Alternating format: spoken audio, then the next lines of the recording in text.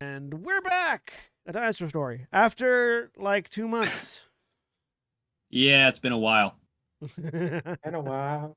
My a bad. while. It's all good. But welcome back, everyone, to I almost said Hunter the Vigil. Goddamn, that's over. All right. No more. Never again.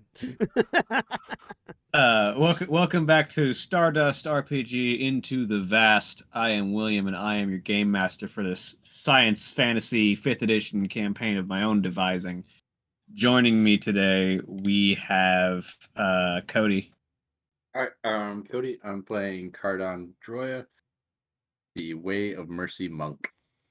And Sam.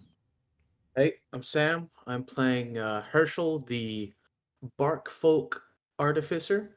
Fun fact about Herschel, white oaks grow at 1.5 feet per year. So in the weeks we have not played, I've grown 2 1/4 inches,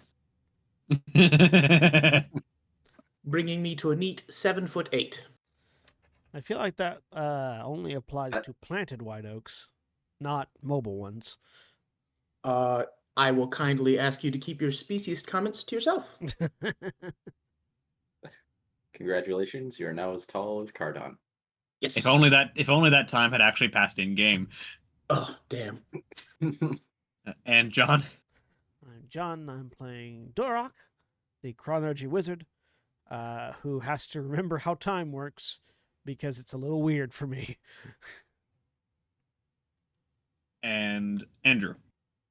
Hello, I am Andrew, and I will be playing Mark 7, the Warforged Buccaneer Captain, who has a weird relationship with time because they are several millennia old. And yet also only like a few months old. Exactly. Well, I mean, that seems perfectly logical relationship with time. Time continued, and so did you. I mean, It's a I real didn't, Twilight situation. I mean, I kind of didn't for those thousands of years. I mean, your body did, just the mind wasn't there. Body wasn't moving much either. We digress. But yeah. So, when last we left off, the group had brought a mysterious artifact from the world of Nocturna to the to one of the precursor research facilities on the world of Alurin, the Elven capital world. And upon arrival, met with, I believe her name is in the chat. I believe Dr. Kaliran Ventress? Yes, Dr. Kaliran Ventress. Who is somewhat eccentric, but as the one of the predominant precursor researchers, that's a tongue twister, of the planet, and depending on your opinion of the galaxy, was able to identify the item as a harvest orb, one of several different spheroid objects that had been important items from the ancient precursor civilization when it spanned the galaxy. In particular, was able to identify this one as the Blossom Orb, which is an orb of revelation and unearthing of the hidden, which explains why it was able to identify several magic items that it was brought in contact with. Something that unveils hidden things. Taking it with them after a brief bit of identification while Kyliran goes to do some cross-referencing, the group has now begun to head to the Core Adventurers Guild to swear in their latest friend to their Confederate bond that marks their group as an adventuring party. But before we get to that, said friend actually separated off from the rest of the group when they went to go speak to Kyliran because they wanted to go gather some ironwood leaves. So starting with that, Herschel. It's true. I did want to gather some ironwood leaves. How are you going about this? The trees are everywhere. It's mostly a matter of how are you going to get the permission to gather them. Oh, I didn't think I needed permission. First mistake. I mean, Let's see. So they're just hanging out everywhere. I mean, I presumably I need fresh leaves. Fallen leaves aren't really going to cut it. Are they like planted in the square, or are they like outside the square proper? I know we were walking around in like a. so as I mentioned, a good portion of the city is also plant growth.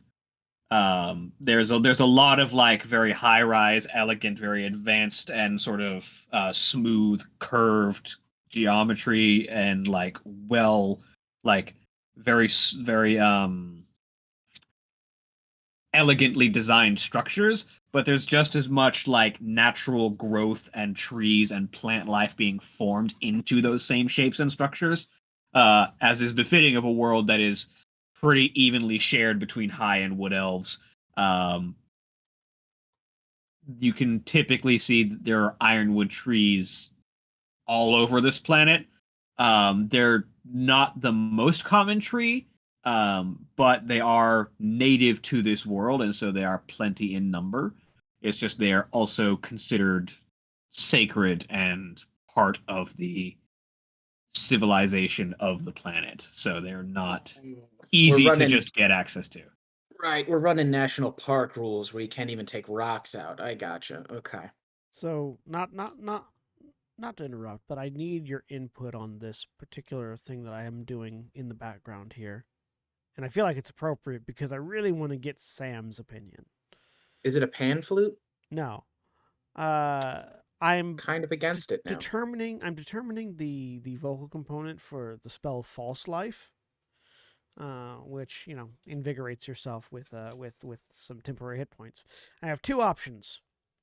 I have Vegito or Conraboro, which the translator just lists in all caps for no reason. Well, it's psych. Conraboro, for some reason, is in all caps. Nothing else is. Just that. And wait, I get final say on this, is what you're saying? Sure, yeah. You have to shout the word Vegito. Yes. All right, cool. That's where I was hoping you were gonna go. Because that's what I thought when I heard it too. Yes. It's like, there's no way that's a real word, but sure, yeah. All right. Vegito, which means to invigorate, or Conraboro, which means to strengthen. Those were the two options that I was using. The mighty Vegito. The mighty Vegito. I call on the powers of Vegito. Look, I did this dance. Now answer me. All right, continue. Okay. Right. So we're in the neutral zone, if I remember right. Yes, you're in the neutral zone. You're in the neutral zone where high elf and wood elf areas mix. So presumably, the whole city is the neutral zone, or is it just the one the one area? This city is the neutral zone. Okay. It is the capital city of the general neutral zone. Yeah. I'm just trying to like not have to get two permissions. I don't want to ask mom and dad. Mm-hmm. I tell you what. I'm just gonna go up to a tree that is in the equivalent of an alleyway on an elf world, if I can find one, and I'm just gonna start taking leaves, but not stripping it, just like thinning it out. Mm-hmm. So anyone looking on it. Oh, wait. Let me find an ironwood tree and ask him a question. Okay. Because I can talk to them. You can. I'll You walk find up you to, find an ironwood tree that's out of the way. and I'll say in bark speech, "Hey, big guy. Ironwood. Hey, can I have some leaves you aren't using?" It's nearing time to shed some leaves. What can I help you with these? People I travel with are really, really loud. And I've been trying to make some boots that would make them quieter, and I think your leaves would be perfect for it. Just roll me a persuasion check. And I believe bark speech gives you advantage. That's good because I am terrible at persuasion. Huh. 17? I can probably spare a few. And as you look up, there's just a sort of as like a handful, probably about 6 leaves, just begin to flutter down from a branch. Nice. Thank you very much. Do you need anything? Would you like anything in return? I can, you know, maybe go If get something for you. if you could alert the tender that it's been a bit dry here recently, I could use some water. That I can do. And I will use my alchemy jug to pour out some fresh water onto his roots. All right. He appreciates it. And you have acquired a handful of ironwood leaves. Right. And I'll just roll those neatly in my pack and The leaves themselves are huge. Like we're talking the size of your hand. yeah. And each of them individually feels not like a traditional leaf. It's almost like a sheet of metal in how it's like pliant and like a thin sheet of metal and how it like folds and is pliant, but it still has that sort of leafy texture to it. Mm. Like you're pretty certain like how you normally can like fold a leaf and it'll just snap, it'll just bend and bend back. Okay. These are some nice leaves. You're also pretty certain they can hold an edge. These are some wild leaves. All right. Gonna have to play with these a little bit, see what we can't whip up.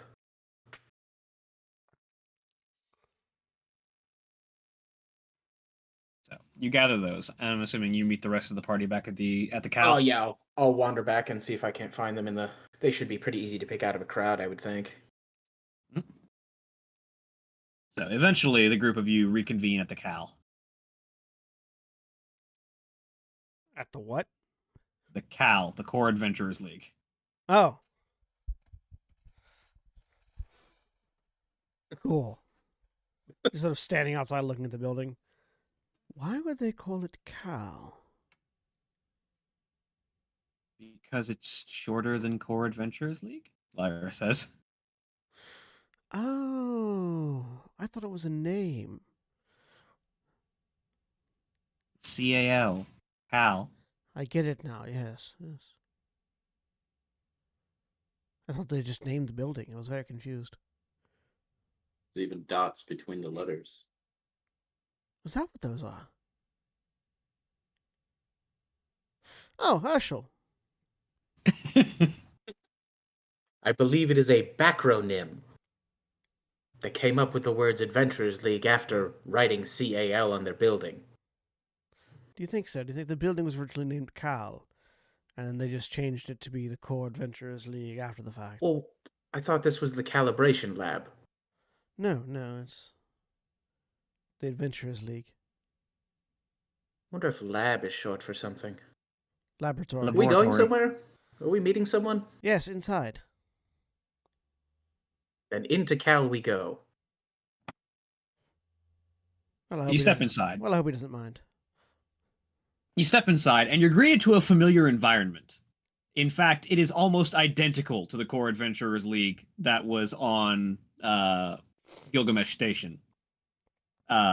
You can see like the like wood interior with the sort of bar atmosphere and the various screens all over the walls that are marking adventurer team rankings and local quests and like job information scrolling past for any of the adventurers within the environment to claim any of the local jobs. And then similarly at the back, there's these just ornate set of wooden doors that are like intricately carved that indicate the management office. Did we have an appointment? Yes, they're expecting us. Then we should just go on into the back, right? No sense waiting around up front? Oh, we can go to the front desk and let them know that we're here. Well, where we're going is in the back, yes, so Well, we don't could actually just know where go we're into going. I guess the interior is very similar to the one that they have on Gilgamesh Station. The franchising seems to be working very well, but oftentimes in franchises it's more about the the layout of the building more than the standard templates. So the back areas may be drastically different than what we've seen before. So the front desk would be the place where you'd want to go first. Let them know we're here, and then they'll direct us.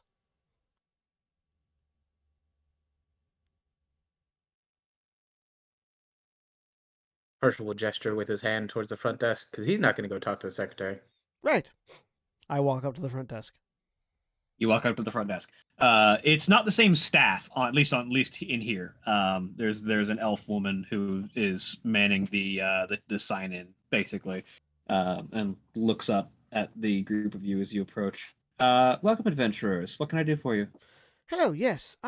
We are expected, I believe, by William. I, the player, have forgotten their names. Not Durak. Karos and Sonus. Karos being the orc woman, Sonus being the Yes. human man. Yes, we are expected by Karos and Sonos. Right. Your group doesn't have a name yet, does it? No, But yes, Chuckle fucks. Ah, yes. let's please I'll- not go with that. I'll let the group of you decide on your name before we mark it down in the system. Thank you. I think we've already written it in pen. That's that one. That's a crayon, and two. That's your arm, Herschel. But anyway, yes, just go through the back door. They're waiting for you.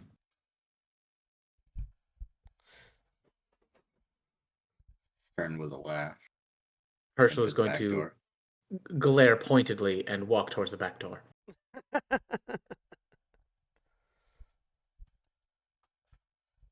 Head to I'm back assuming the door. other two follow. Okay.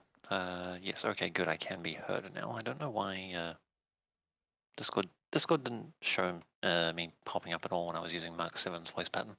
Oh, that's Weird. weird. Oh, is your mic set for? Is your Discord mic set for your voice mod? Yes. Okay. That's weird. Is your voice mod set for Discord? I don't know why it would need to be. Yeah, no. That would just create an infinite loop. The voice mod is set to the voice mod would be set to as a microphone. So Yeah, it is. try it again. So Checking.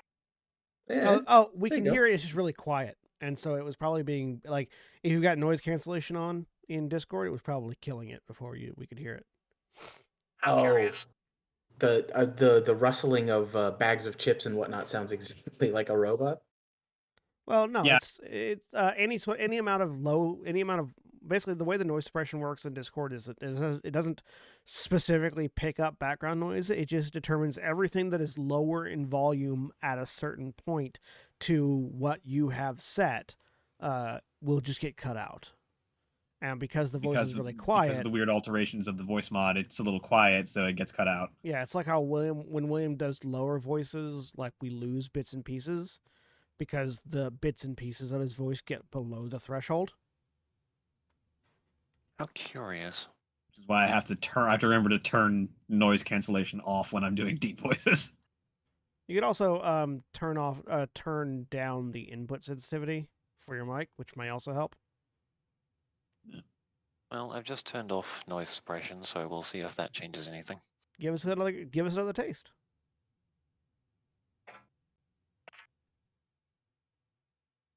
Okay, good. I did it. Yeah, we're hearing more of it. It's still really quiet, but we're hearing more of it. It's strange. Maybe I'll turn up the voice volume. How about now? Much Much better. That's Okay. appropriate level. Yeah, but That's weird. we were able to hear more of it, which tells me that yeah, the noise suppression was killing you. Right. Yeah. Minor technical difficulties aside.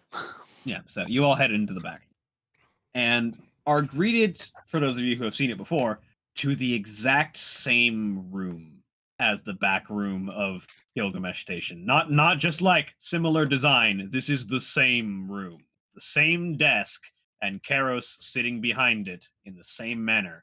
As you enter, she looks up at the group of you. Ah, welcome to the Aloran branch. Did it feel at all like we stepped through a portal of some kind when we walked through that door? Roll either perception or arcana.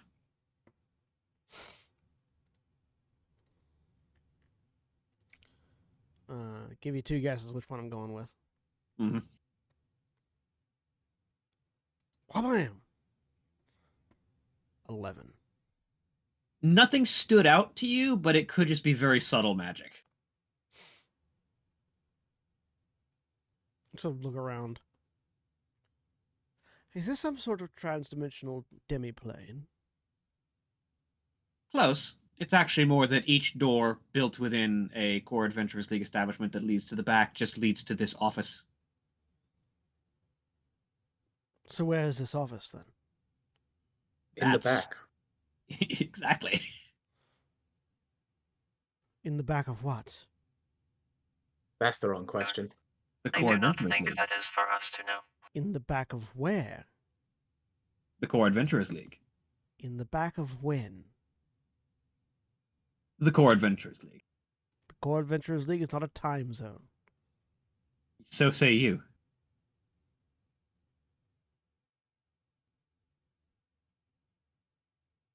Anyway, we have an orb that reveals things.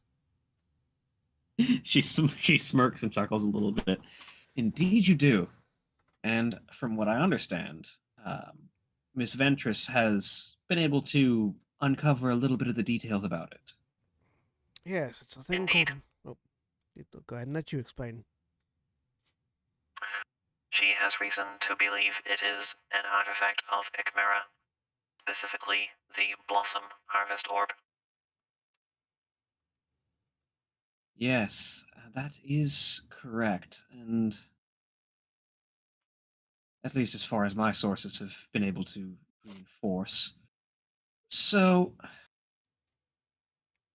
the interesting thing is the question of what it was doing on the backwater world of Nocturna, powering an ancient precursor cannon.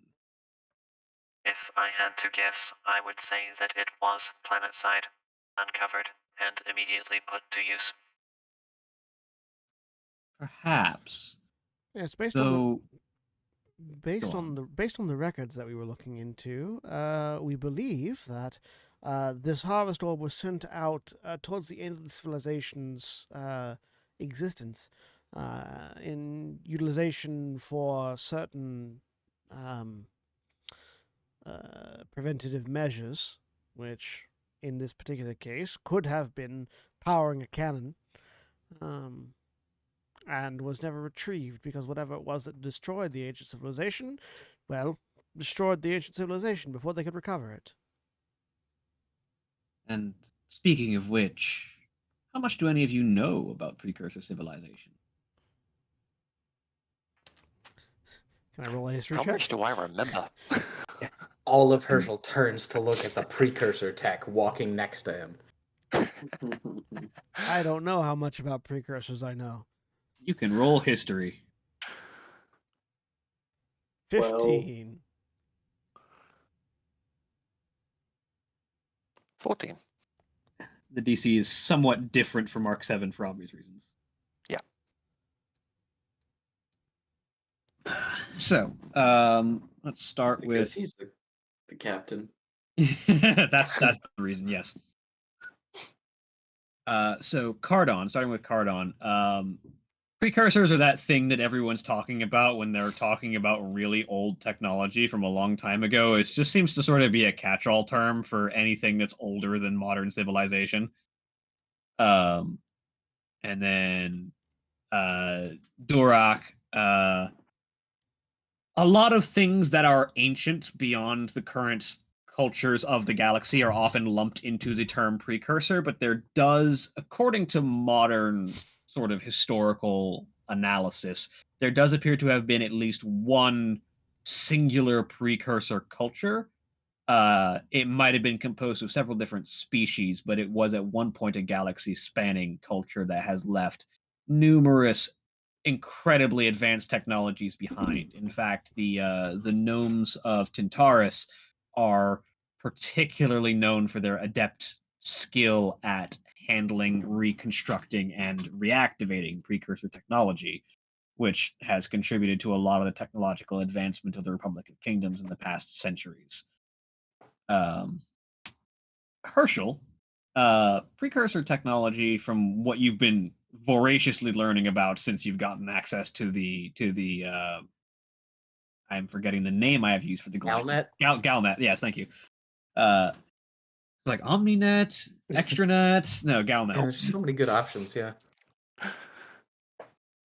But yeah, since gaining access to Galnet, the precursors are what would be considered the forebears of every civilization in what is considered to be common parlance. Just about every major spacefaring species in the galaxy, as far as historical records show, have had precursor artifacts or technology somewhere on their home planet or somewhere on one of their capital worlds. It's really hard to say whether or not one causes the other, or if just the fact that these species were on precursor worlds catapulted their development into space age. It's hard Okay. to say in specific, but So either precursors are uplifting everyone and everything, or they've got their finger in everyone's pie. yeah, Either way. Okay. one or the other. And then Mark 7, for you, you are living precursor technology. So there's a lot about their language that you're familiar with. However, you were purpose built and you're not certain what that purpose was. Most of your memory banks are currently empty, but you do know that there is a significant amount of technological information that is hidden in your encrypted files that you don't have access to. Um, but it does seem that your memory banks are quite full with a variety of different technology information that might be relevant at some point. All right. On top of knowing what everyone else just was told. Yep.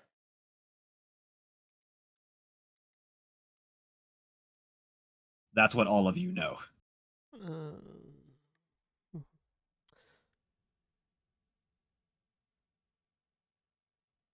I'm So, yeah, assuming you all relay the rough estimate of that.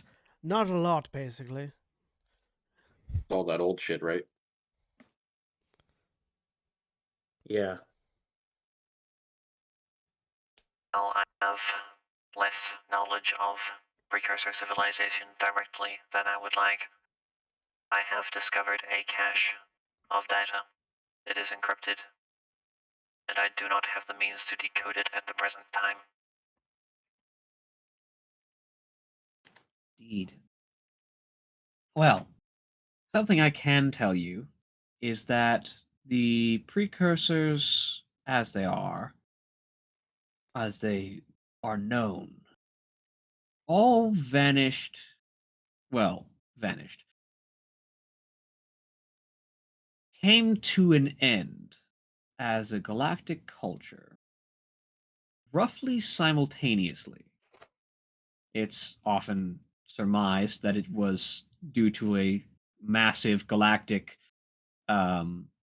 coordinated invasion from Zarheim into the material realm that led to catastrophic loss of life and complete obliteration of precursor society and culture as it is known. However, there's more to it that those who are particularly invested in such history have been able to discern. From what we can tell, that scale of invasion was dangerous and certainly a threat to the entire galaxy, but not enough to wipe out the entire culture. They were more than advanced enough to push back and defeat their opponents. Something else happened, and all of them died, vanished, or otherwise disappeared without trace, aside from the technology and ruins they left behind. We have found scant any biological remains of any precursors to date.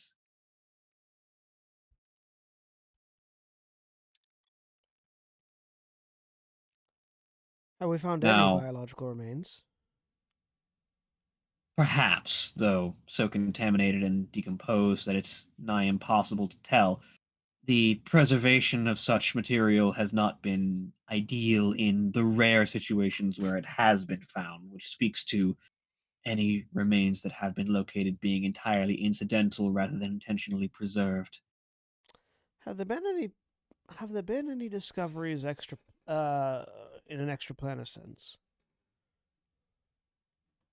It's been an ongoing investigation, both in the realms of Sarheim, whenever expeditions can be mounted into that hellscape, and also within other planes, including Adaheim, in perhaps the vain hope that something might be gleaned from the empty void. But nothing of import has been found, and it's almost as if something doesn't want it to be found. Have you heard that theory? What theory? Which one? It's the singularity. It's what I've been reading on the Galnet. There's a bunch of people think they did a mass upload, made their own plane of existence, and then who cares about what happens down here? Mass upload into what? Their own plane of existence. So they created a demiplane. Not a demi-plane, a whole new plane. Yes, I can. Wizards can do that by creating a demiplane. It's a whole new plane. Not to the scale of the kind of plane that he's referring to. You would be referring to something along the scale of, say, Sarheim, but exclusive to the precursors. So you're saying that they all died and got their own planet? It's a common conspiracy theory, and I'm not certain how much weight can really be put behind it, but it might have a kernel of good information. It feels more like a cult ideal, really, to me. Like, But the important part is that all of them vanished with no trace, and something seemed, at least by the virtue of how it seems so impossible to find any traces of them in places where one would normally be able to do so, such as outer realms where the souls of the departed may be found, that something is stopping them from being located. maybe, Something with unique manipulative power over the course of time. Sound familiar?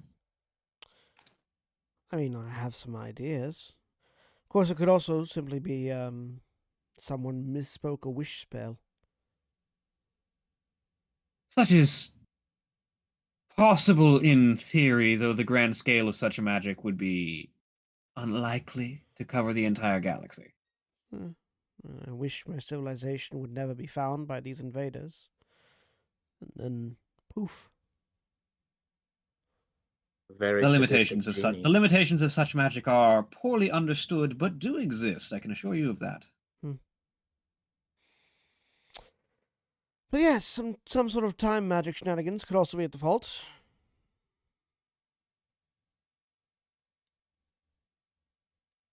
Nonetheless, my personal interest in this is as something of a historian myself. I'd like to know what caused the disappearance of the precursors, and I'd like to know, if possible, where they went. So, if you're all up to it, I'd like to hire you on as a group to undertake this endeavor. using the Blossom Orb, the Orb of Renewal and Reveal that you found, to uncover the secrets that they left behind. You have my attention.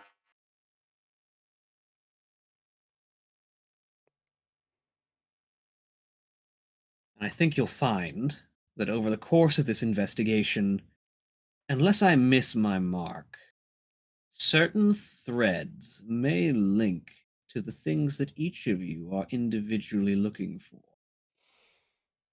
Let's sort of point at Mark 7. I feel like he's looking for the precursors, which is kind of exactly the thing that we're looking for. You know exactly who I'm Spotted it. referring to. It's a pretty short thread. I mean, yeah.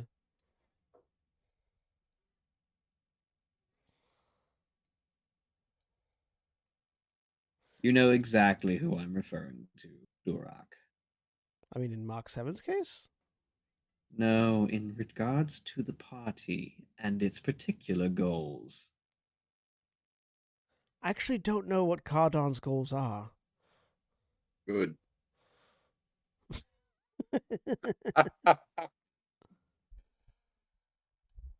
I know what my goals are. I don't know what Cardon's goals are. I know Herschel's goal is to sign a contract with you so that Herschel will get paid. Herschel sees his goal coming very soon. This is the case. If you'd like to sign on, then I will gladly establish you as a member of this adventuring group. By the way, have you thought of a name? Chuckle Fox. No. Yeah. Working on something a bit more suitable. What's wrong with Chucklefucks? It's a bad name. Would It's you very like? descriptive. Would you like chronologically, in order of importance, or in order of severity? Give me random 3. Chuckle, fuck, Mhm. anything else relating to chuckle fucks. And then we're the Fuckle Chucks. Hey, it's got a certain panache. See above statements regarding chuckle fucks.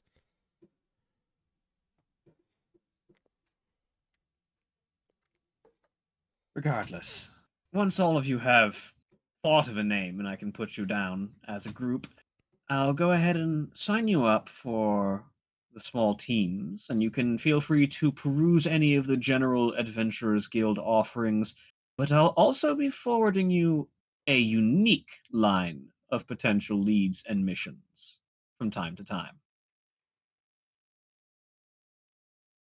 Things that will be in line with the goals that I've set out for you. Would that time to time happen to include now? Matter of fact, it would.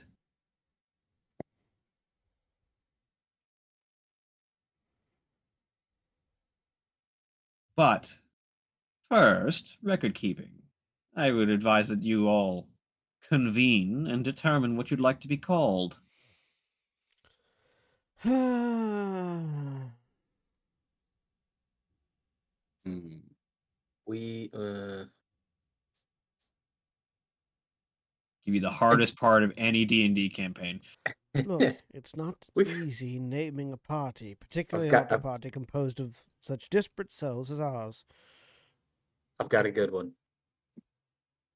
Hang on, wait, hang on, wait, hang on, hang on. I'm taking that idea.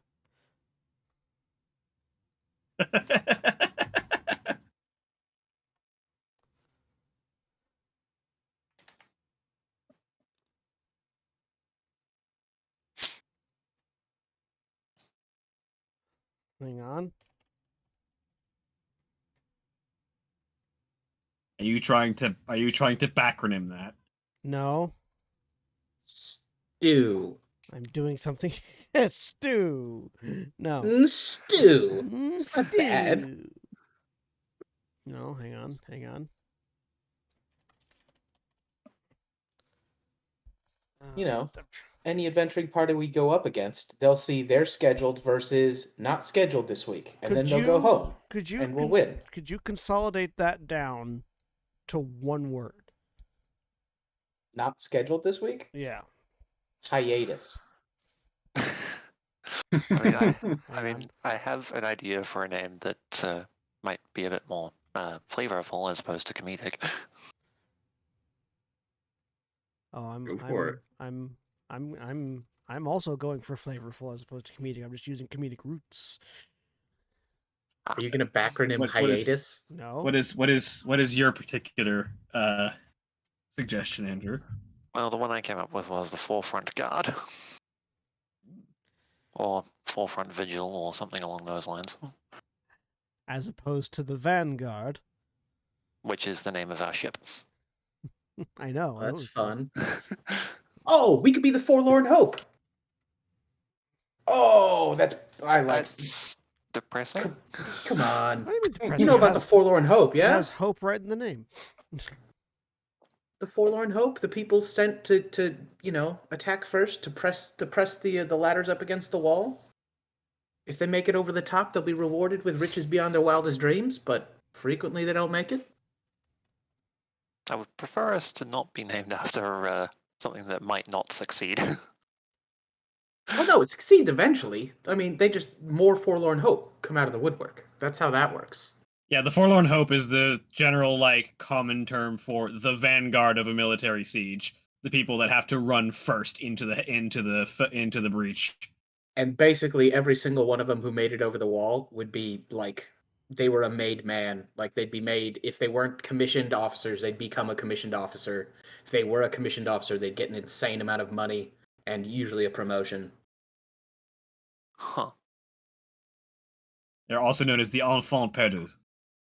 Which is harder to pronounce. Which is just lost children.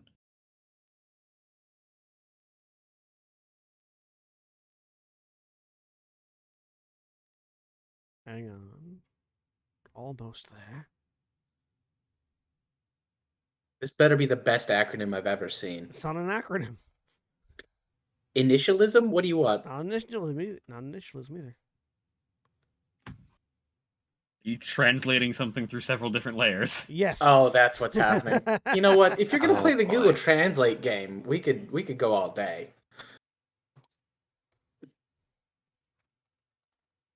How many layers of Google Translate are we on, my dude? This is not a good name, but it's funny to me. Incasum accident. Scheduled in vain. I mean, that could work for the company motto. Yeah, we do have like to have a that good for like a- company model. I got just like the scheduled subtitle. I got the scheduled in vain from not scheduled this week. Incasum accident. Accident. Accident. That's I've gone to translationparty.com and not scheduled for this week translates perfectly back and forth. Any number of languages. Incasum accident. Interesting. Those are good house words. hang on. Take that as the motto for whatever you decide your group name is.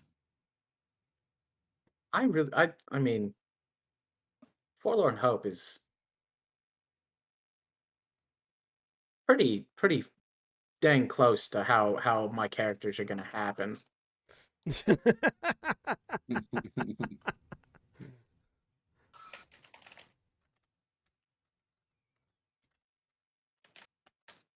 Are there any other suggestions? I'm thinking. Quick, Cody, the spotlight. It's on you. It's hot. Weird, but we'll take it. All right. Yep, Right that's there. the name that he suggested. It's hot in a weird voice.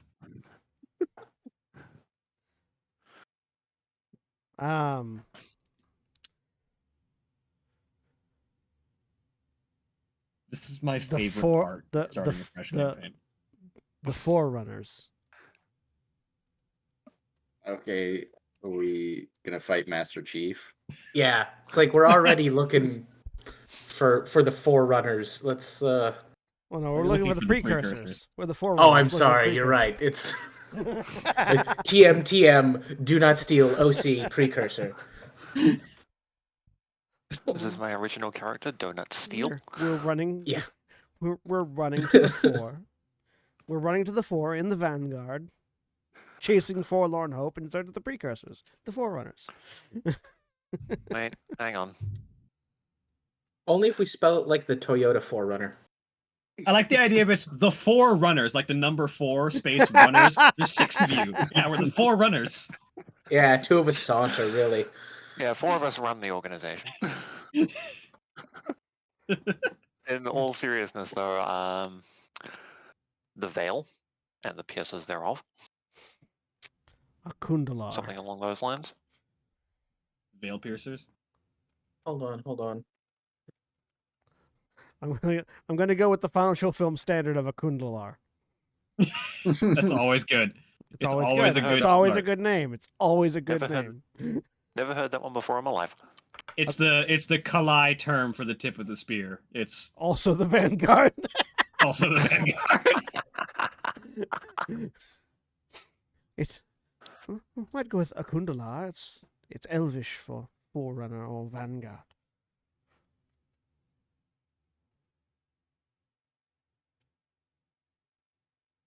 Sort of matches up to the studious vanguard and all that. True. A thought occurs. We are a rather irregular bunch. Perhaps the irregulars. Yeah, but the problem with that one is that there's like I personally know of about 5 different adventuring companies calling themselves the Irregulars. It's like Then the John Smith of adventuring company names. perhaps it needs an adjective ahead of it. 3-word phrase. That's the key to any good name, is a 3-word phrase. The Nocturne and Irregulars, since that was the first place we went to have a mission on.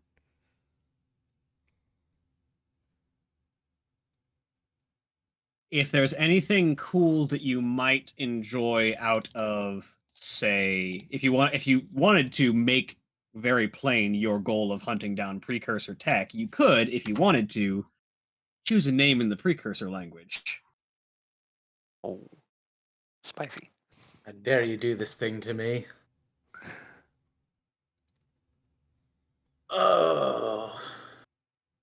Let's just scroll and wiggle most this ex- at random. The most exciting part of any D&D game, the naming of the group. This is legitimately my favorite part. I love I know. going back No, and I know. forth. I know. But names are hard. Names are Wait. hard. They take a while. Riker is Old Norse for powerful, great, or mighty. Yes, that's why he steps over the chair rather than going around it. You gotta wonder if they're looking up stuff before they name these characters. I mean, Absolutely they are. I do. Absolutely they are. Let's look up what the old Norse word for vanguard is. Fuck a Kundalar again? Ooh, past all hope is coma. Well, hope. Call ourselves the Comas. It's this phrase. Fire Van Kermit. Fear. So Fyrir Van Comet. is an Old Norse term that just means ahead, in front, before, first, before, at hand, present, etc. Proceeding. Yeah.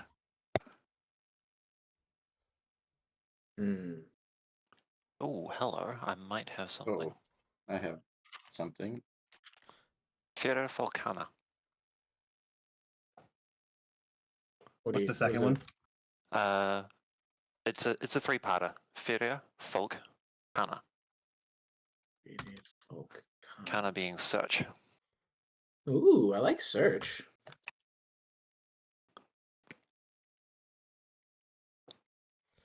Well, I've got Kinda, an yeah, idea. I've got an old a precursor phrase, but I'm afraid it's a little bit of a mouthful.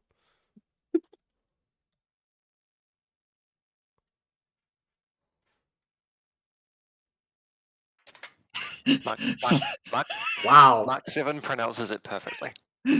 Flakandi No. from Varsor, right?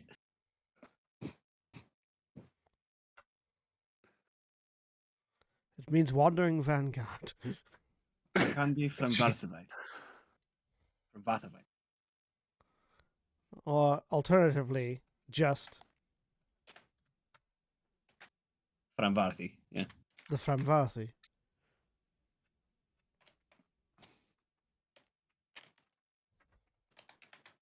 Actually, I do like that. I do like the way that pronounces. The Framvarthi.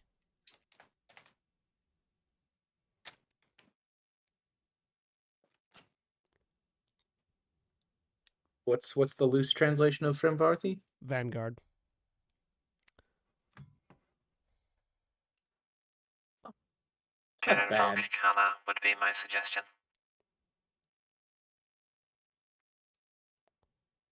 Frevolcana? What does that mean? Literally translated, searching for precursors. Looking for the before folk. Bit on the nose. No, There's people, one if thing they're that gonna we've know, they're gonna noticed. know. There's one thing that we've established so far. It's that we're subtle. Yes, extremely. I also quite like Alminiligir.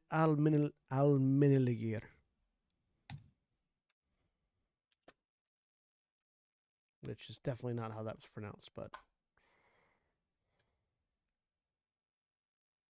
Oh, Almeningir? A full levy of men? No, it's Almenilgir. Are you looking at the full levy of men? No, Universal. Oh, universal. Yeah. I think the phrase full levy of men. Hang on. Almeniligir.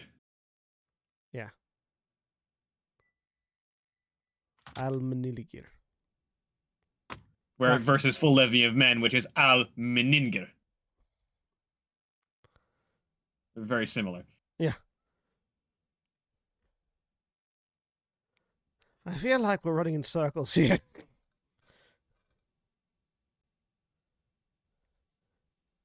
But you've gotten a few good selections. It's just time to How about we make just, a decision. how about we just refer to ourselves as Haugby and just end it there?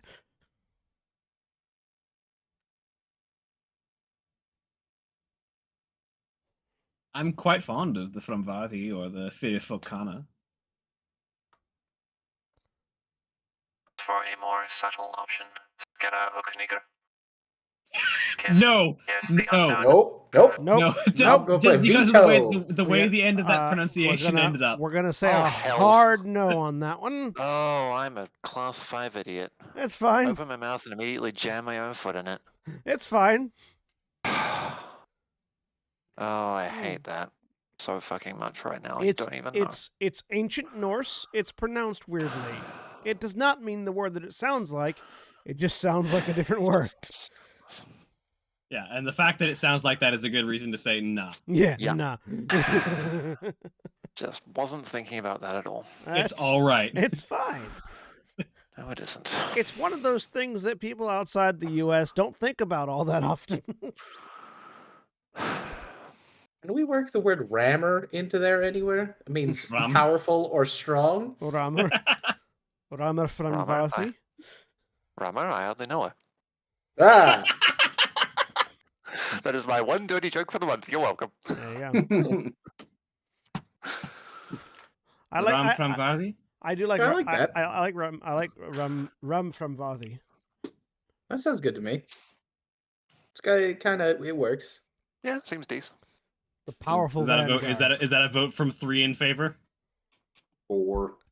4? That's All right. right. Make it unanimous, or we'll beat you up later. So it would be. I'm the one who beats everybody up. I'm almost as tall as you. You better watch out. In 7 Dude. more weeks, you're gonna be in trouble. Or I mean, to you could conjugate it, William. So it would be. And we can. but Let's make it 2 words instead of 1 giant word, please. like For my that's sake. that's a bit more of a mouthful than separating it into 2 words. Yeah. Could we? Hmm. Could we? Just for the sake of pronunciation, could we spell it phonetically? Yes, dear. I don't know where you have the O with hair on top in your keyboard, but you're not sharing with the rest of us. It's an alt code. It's like Alt 263, I think. All I know is the alt code for a degree symbol. Oh, which I is know. there. E- It is. E acute and U acute. And trademark. That's all the ones I know. So Yeah, we'll it's- put you oh, we'll sorry. put you down as the Rama from Varthi, the mighty vanguard.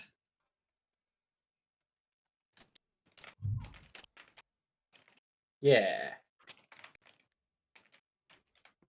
That'll work. And Very then well.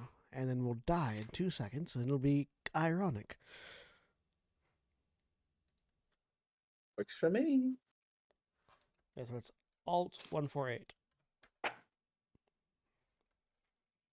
Well, that's a slightly different code, but yeah. That's isn't that just umlauts? Yeah, that's an umlaut. That's Alright, not the so hair on top. Alt 0245. There it is. Nope, that's a that's an tilde. Enya. Oh man. Which Or oh which- yeah. Is it the Alt 0240? Yes, there you go. Yeah, there it is. Alt 0240. Oh, there's lots of different alt codes. Okay. Hmm.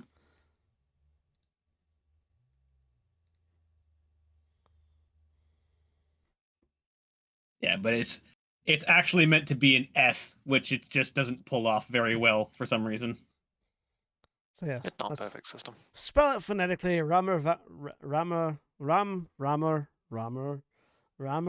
Varthi. That one. We'll go with rather from Varthi as soon as I can pronounce it. Rather. Rather from Varthi. He's having a stroke. He's having a stroke. Rather from Varthi. It's like something from the pronunciation Which- dictionary or whatever So the what- whatever the joke one is. Oh, yeah. Pronunciation manual. Yeah, that's it. Ramfran Varthi would be easier to say, but longer of a word. Zach Jordan Nafanapis. Mayo de noche. Mayo de noche. Rammer from Varthi. There we go. I think I've got it. Let's practice. Ram from Varthi. That one. We'll go From with Varthi. that. It's strictly speaking, like if you were to pronounce it the way that it wants to be sound, it would be the TH that almost becomes a D, the Varthi. Let's just call it the from Varthi. I'm not going to be able to do the D with this accent. It'll be fine.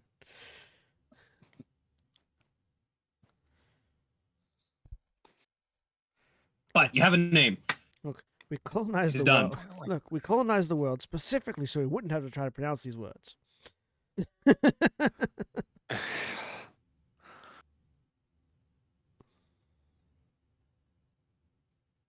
But now that your name is settled, Herschel, if you'd sign here and be officially sworn in. Herschel clicks a pen out of his multi-tool. Draws ink all over the tablet screen.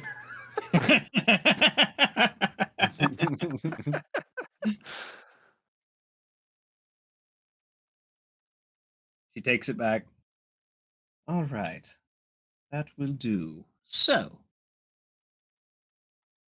we have a variety of regular missions if you'd like to peruse those outside, or I can lay out a couple of options for special interests if you'd like.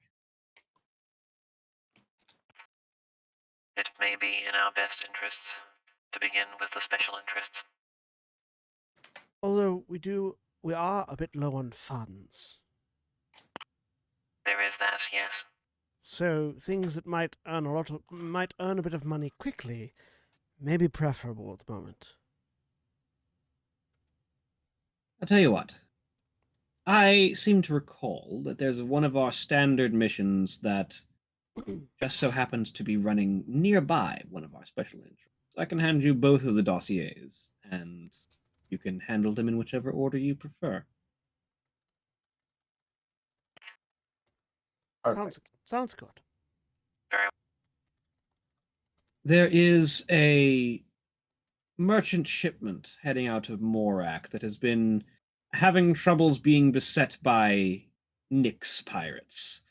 So they'll likely want a strong mercenary group to see them through in case of potential assault from the ether. A ship such as the Studious Vanguard could well serve as either a deterrent or a swift rescue vessel should they be cracked open by the pirates. The job that is more in pertaining to the special interest does so happen to land within the realm of the Confederation of Tribes. There is a world that the tribes have recently discovered within their territory that has potentially the site of an ancient precursor facility of some variety.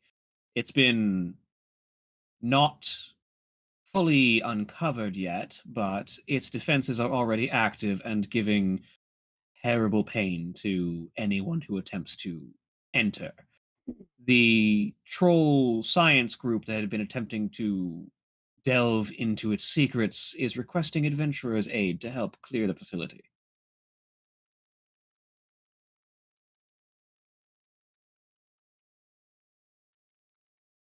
Okay. So we escort these people where they need to go, and when we get there, we do what we need to do.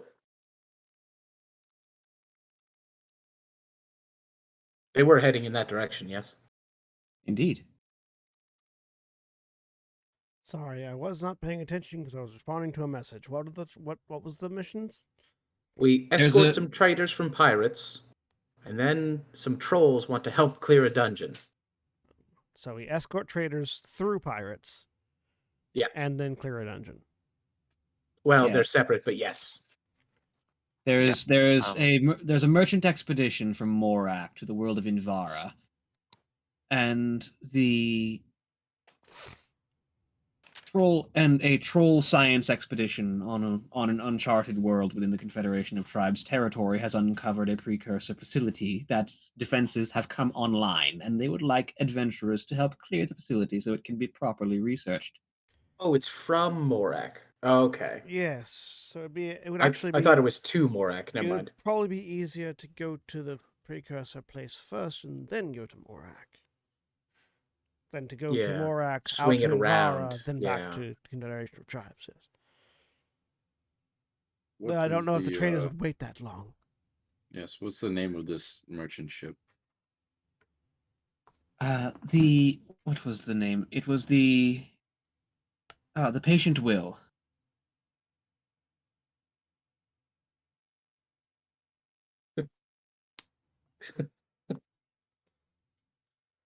So I guess they will wait that long then. Well, maybe. Well, I their think we patience should- might be running. Their patience might be running a bit thin. They've had to abandon and reattempt this particular expedition through several different ships because of, again, the Necros pirates hounding them at every turn. They Yes. seem to be trying to transport something the pirates think is important. Oh, sure, Yeah. but if you were to ask the question of who would be willing to wait for another mission, then the answer would be the patients will. maybe ironic, Uh, if my understanding of irony is correct. Possible. And of course, for personal reference, Morak is the Kardosh homeworld. yeah. I think we should go with the merchant ship first. You think so, Carl? Yeah, that whatever those trolls are digging up will be there whenever we finish that. But if these merchants don't get lucky or don't find a way through, they won't be. Makes sense to me. So we go pirating for pirates then. I believe it's called privateering. Oh, we need a letter of marque. What is I know we have paint. We can mark the outside of our ship. We don't need Perfect. letters specifically. I know a mark. I could get a letter from him. It's a big M. Oh wait, no. Could we do a paint a Mark 7 on the outside of this ship? They go by markers. I don't know if that would be exactly what you're looking for. With its mouth open on the prow. Do Mark not 7, do possess you a have... mouth? Oh, man, I was just gonna ask if you had teeth. All right. His face is an LED screen, if I recall correctly. They have a strip to represent eyes, but the rest of their face is just solid metal. Yeah. Okay. Kind of looks like a full face helmet, only like that completely sealed. Like that picture I posted. Okay. I mean, also like the figure on the overlay. Hey, you know what? My Hero Forge token looks nothing like me, so let's not, I mean, that too sounds bogged like a you down in... problem. Yeah, well. Didn't know if other people had the same problem.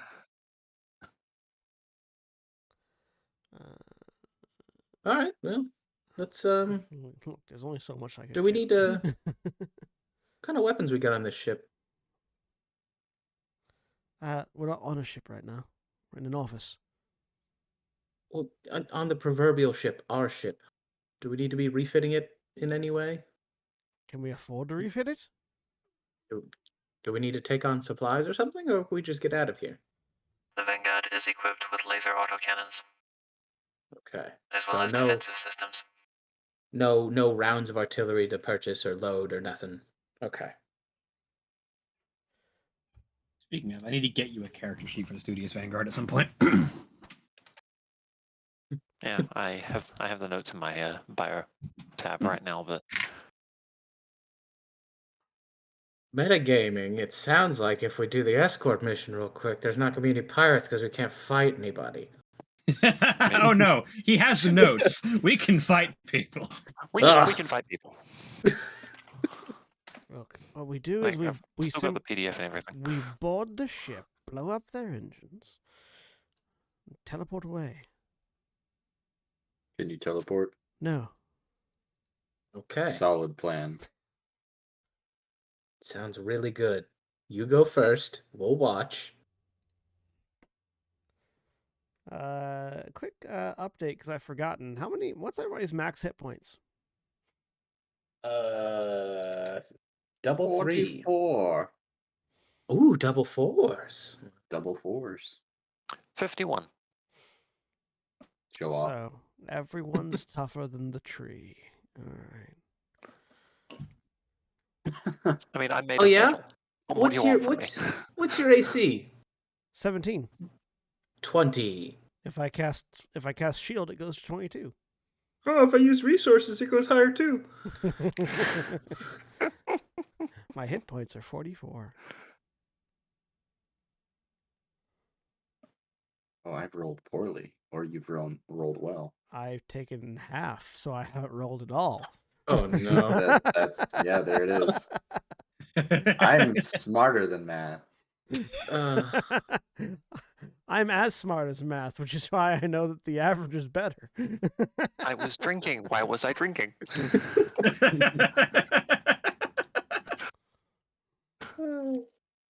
What are the odds that the returning weapon infusion works on improvised weapons? If you infuse it, it works. I mean, you have to spend a rest infusing it, so like you like break off a table leg and improvise Just that into a in your returning bag. weapon. Or maybe paralyze a Durok and infuse them with Yeah, well, the paralysis isn't going to last like an hour, is it? No, it's just to make him sit still for the first, 10 minutes, and then they'll probably fall asleep, I would assume.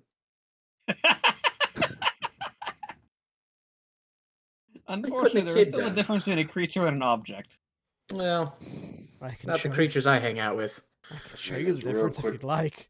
Yeah, there's a real quick way to make a creature an object.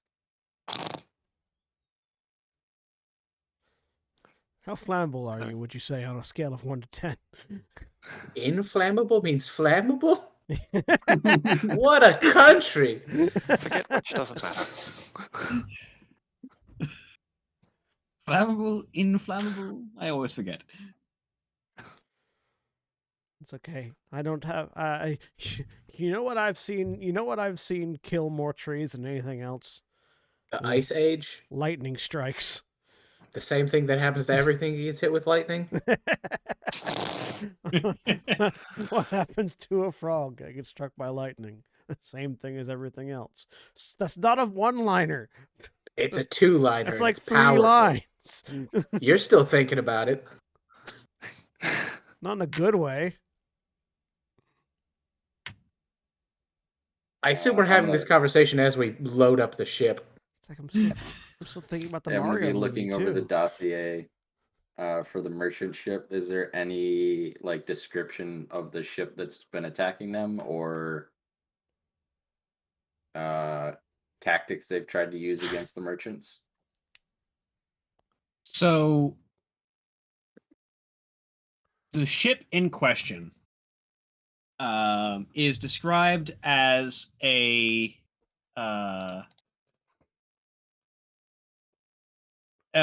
frigate that has been hounding traffic along this lane for a while. It is definitely a Necros pirate ship. Uncertain exactly how recently it's been harvested, but Necros ships are always easily identifiable in that they're ghost ships. They're ships that should not be functioning, or at least should not have a crew. Often they have massive rents in the side that indicate a complete oxygen failure, or are often completely skeletal in some regards, or otherwise are floating wrecks. Because often the primary method that Necros pirates, who are pirates who have been afflicted with the Necros virus, use for taking a ship is to crack it open and vent the oxygen out, and then proceed to move through the ship and kill anyone who made it to a spacesuit in time. Hmm.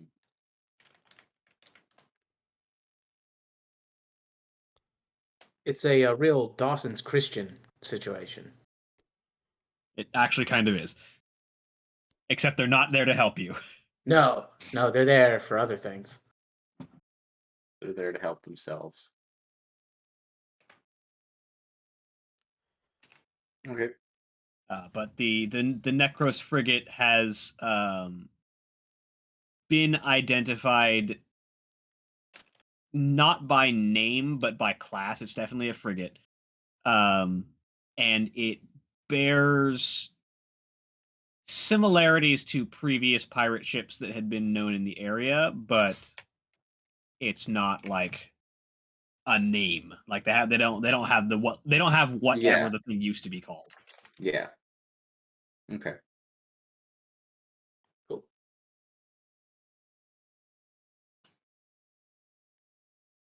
Yeah, I guess if there's no, we have access to supplies now here, right? That's what they said now that we've signed up. Or was that access to the missions? You Did have we access get- to any missions you like, and you can purchase any necessary supplies through the Adventurers Guild. All right, we've been Did we starting. get any cash at all? Didn't we complete a thing for them just now? Yes, you did, and I believe I gave you a price that you would be paid for it, and I don't remember what it was. We haven't been Ah. paid for it yet because I only have 151 gold. So 4,000 credits a person. Just kidding. I have 4 Uh, gold. I would very according- much love some cash. According to my notes, we received a down payment of 500 gold each, and we get the rest when the job is done. And it was Y'all and it was received how a and it was down how payment. much additional? Do you remember? Another I- 500? My notes don't say. I presume another 500 each. No, I believe it was a fraction, not a full half, but a fraction. I think it was another 1,500 each. Works for me. I'll take that. That's I'm fine. not gonna argue. 2,000 gold each. Thank you very much. And for the sign on of Herschel, she will divvy out a full 2,000 since he did not get the initial 500 down payment. Hey, Signing bonus. gotta love a signing bonus. Got to love a signing bonus. All right, well, now we're filthy rich. Let's take our Luca and get on the road, as it were.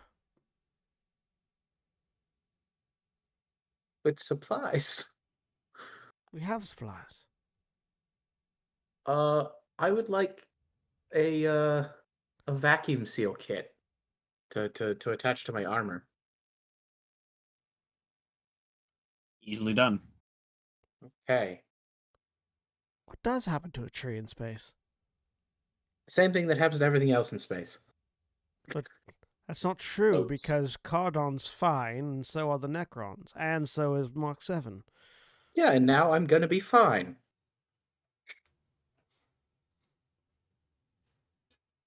It's Is just that 100. just- It's just 100 gold for a vacuum seal. Okay, cool. I was trying to figure out what the modifier was gonna. Okay, cool. Yeah, the power armor kit and the vacuum seal kit are flat modifiers. It's 1,000 gold to put power armor onto armor that isn't already powered, and it's 100 gold to put a vacuum seal on something that isn't already vacuum sealed. Okay. Can I find and or buy an energy axe? Absolutely. All right, I'm gonna do that. So, William, I didn't actually write down anywhere what the robes of the trickster do. I remember they were cool. Does that help? I remember. Well, no, I know they I can like hide things in the sleeves, but that's all I know. Give me 1 second. I don't remember if they gave me like an AC bonus or anything like that. Double check. Loot list. That's not what I got. I'm gonna buy a Galnet hook and a computer for a total of 175.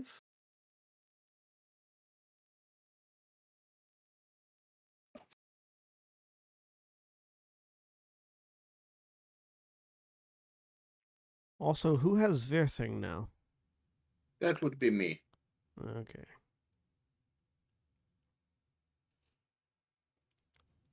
I believe the robes of the trickster are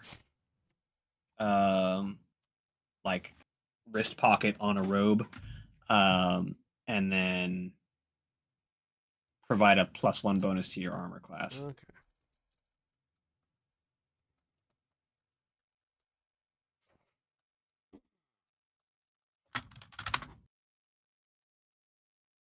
So I can hide things in the sleeve as an action and pull them out as a bonus action, or is it the other way around? You can use your action to summon things, and it is faster than regular wrist pocket. It's a bonus. It's a bonus action to summon and an action to store. It takes longer to store than to pull out. Yeah. All right. So my Oh, AC God, it's very in tempting. that case, then my AC should be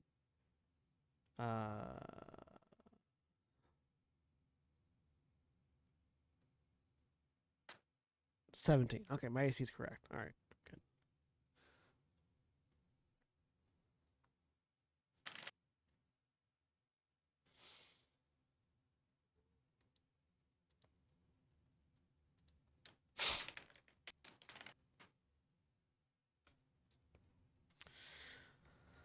All right. Well then. Trying to decide if I want to buy the power armor kit.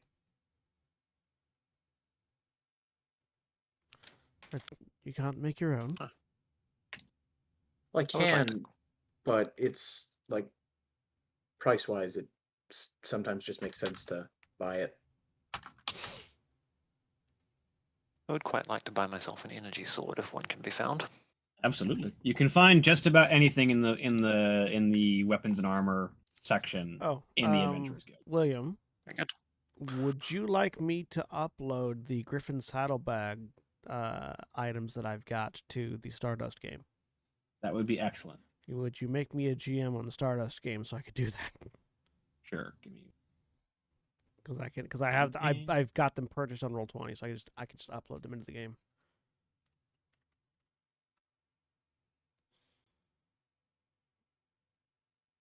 Hmm. Let me see if there's any more. There's a Dune game. There's a Dune tabletop RPG. Yeah.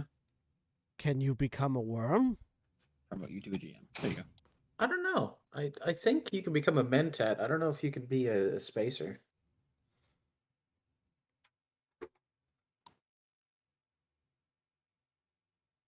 Can you become the Fadekin?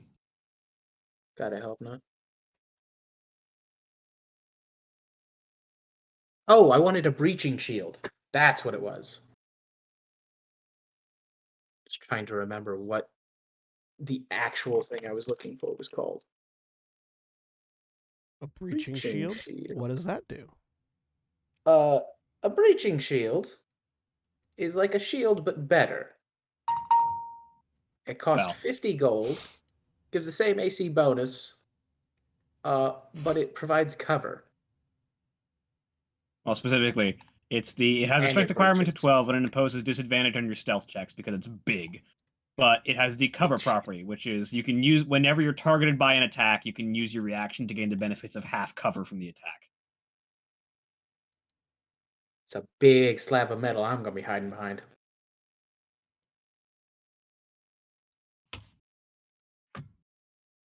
For an additional 50 gold. Oh, I cannot add my stuff into it. Because I cannot get into the game settings. Never mind, you can demote me from GM. I'll have to find another way to get them to you.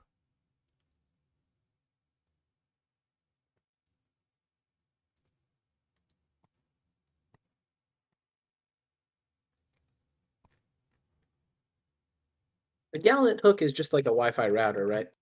Basically. Cool. It can get you into Galnet wherever you're at, basically. Yeah, I wanted one, so I bought one. If I could make a cached version of the ledger, I could get that to you.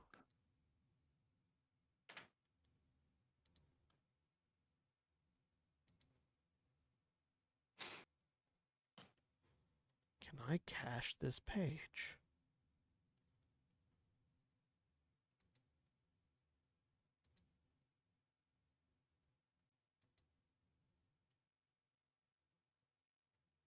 What's the range on the communicators that we have now? I believe you have 5-mile communicators, don't you?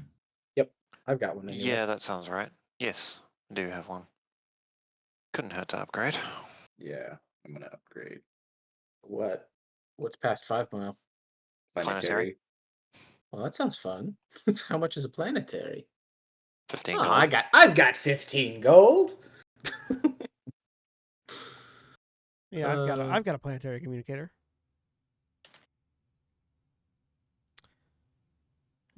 William, let me know if you can open this file that I'm sending you in Slack.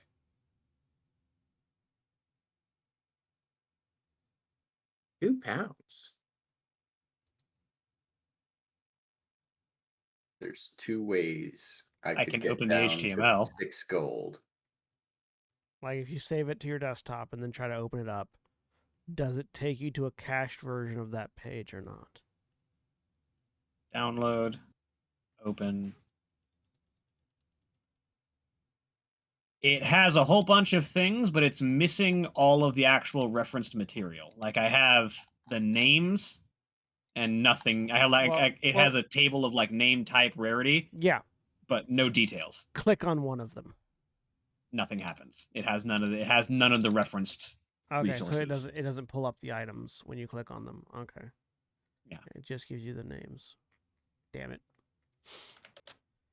Well, if you ever wanted to become a patron of them to get access to that, it's $10 I think it's or it's $10 or $9 is the thing that gets you access to the Ledger Plus, which is that resource. Hang on, So keep that in mind. That's the web page.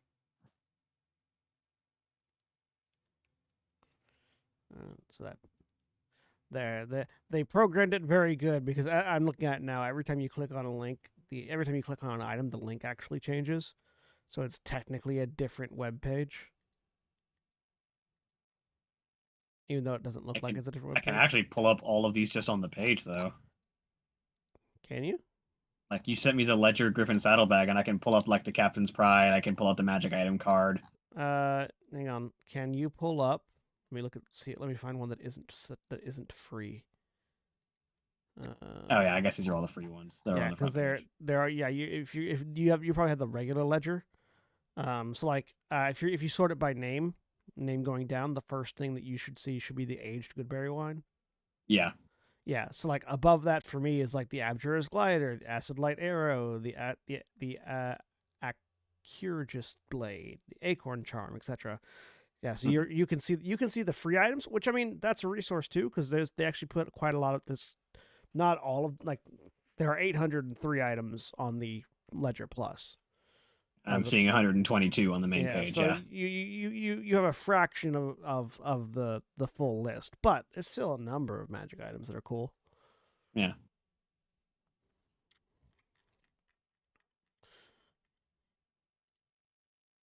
Yeah, I think it's let's see. Actually, the Ledger Plus is only $7 a month.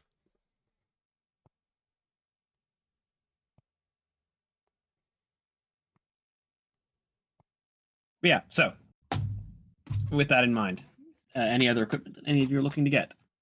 Well, I sold off the studded leather armor I used to have. Now that I've glimmered. Otherwise, I think I have everything I need for now. Is there a magic equipment shop on this planet? The Core Adventurers Guild is adjacent to a magic shop. Yes. Okay. Just peruse what they have, not looking for anything in particular, just see if they got anything neat. I'll go with you on that. Because there's several ways that I could get down to 2 or 6 gold right now. I just want to see what they're. Yeah, I'll go look through a magic shop and see if there's anything cool. Yeah, couldn't hurt. It's like going thrifting. It's fun. Mm-hmm. I'm a monk with money. This does not sit well. Oh, that's right. I tell you what you could do. Why don't you is you could give me all your money and I will make stuff for you. Okay. Okay. That too. If you save at least $200 for some boots of elven kind, and I'll make you some boots. Sure. Okay. I have 2,200 gold, so.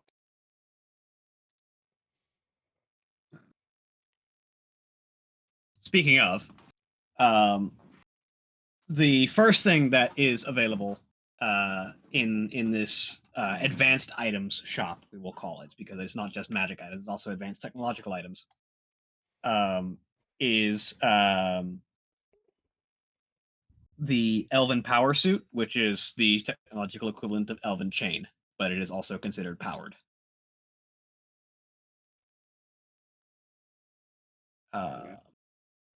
Is a suit of medium power armor that is the equivalent of Chain Shirt, which would be the Blurg. Chain Shirt is 13 plus dex. Yeah, which would be the ballistic mesh with the powered and sealed properties, and with a +1 armor bonus on top of that. And yeah, and you are considered proficient with the armor even if you lack proficiency with medium armor. That's neat. Neat. But aside from that,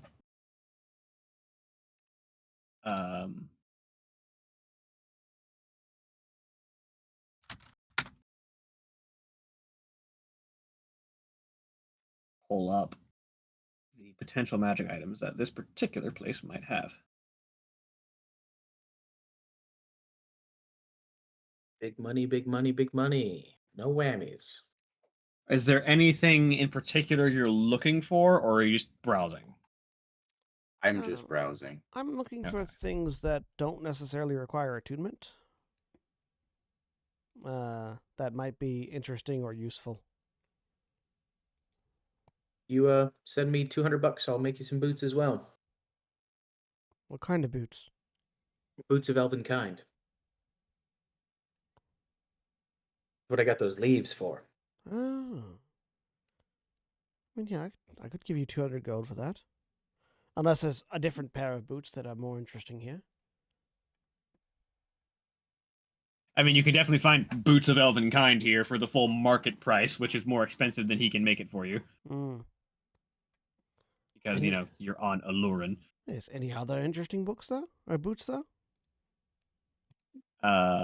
Let's see. Or interesting books. Those Or two. interesting books. This book is about boots. But are they interesting boots or interesting books? Or wands? But I feel like This is those a are going wand to be of boot booking. those are going to be slightly less common. Wand of throw the book at them. Oh, there was a really good magic. Was it a ring of attunement? When attuned, it gives you +1 attunement slot. You could go infinite with those. It's a joke item until they invented the artificer, which gets a bonus for number of items attuned. You can have As long as you can fit them on your hands. you can have 10 of them on your hands and 10 of them on your toes, plus 1 in your septum, and at least 3 in each ear. You're forgetting prosthetic limbs. If you have additional limbs, that's additional rings. Mm-hmm. And then you have to make saves against everything that targets you. What is a leg but a big finger anyway? That's disturbing. Now you're picturing people walking around on giant fingers, aren't you? I'm picturing those thumbs from Spy Kids. All you have to do Oh. is just take your own hand, make the peace sign, invert it, and walk on your desktop. That's what it would look like. Preferably wearing pants. No, You wear pants no, on no. your hands?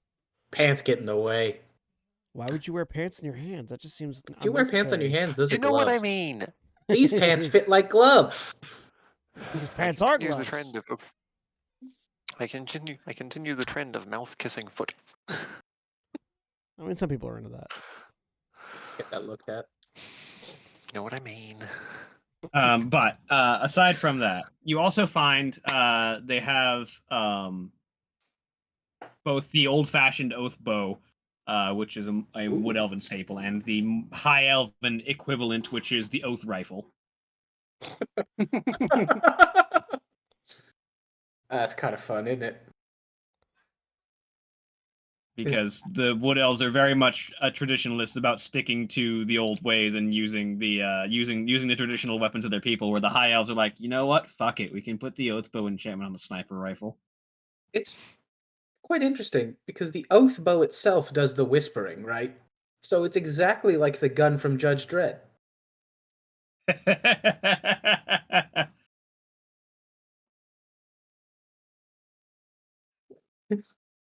I wonder if they have any interesting gloves. How much is that gun? The oath rifle. Yes. God, what's the magic item pricing estimates? Item rarity, very rare. Heavy range, 2. Wait, ooh, can I even shoot this thing? I do not have martial weapon training. In general. Sounds like you can't shoot it then. No, nope, it's sticks and spears for this tree. That's fine. I mean, you do get access to pistols, shotguns, and the Orcish Kolbrak. Do have the Orcish Kolbrak. But you've never fired. Yes, here under proficiency I've got gun, weapon, explosive. Yes, the gun weapon. Parentheses explosive. That's important. That's an elusive proficiency to gain. But you can also find boots of striding and springing Ooh. if you're looking for other boots.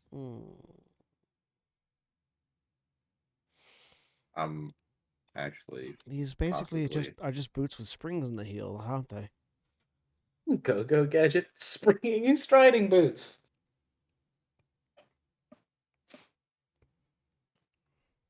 Oh, I gotta get one of those helicopter hats. Was it established that it was his hat, or was it his head doing the thing?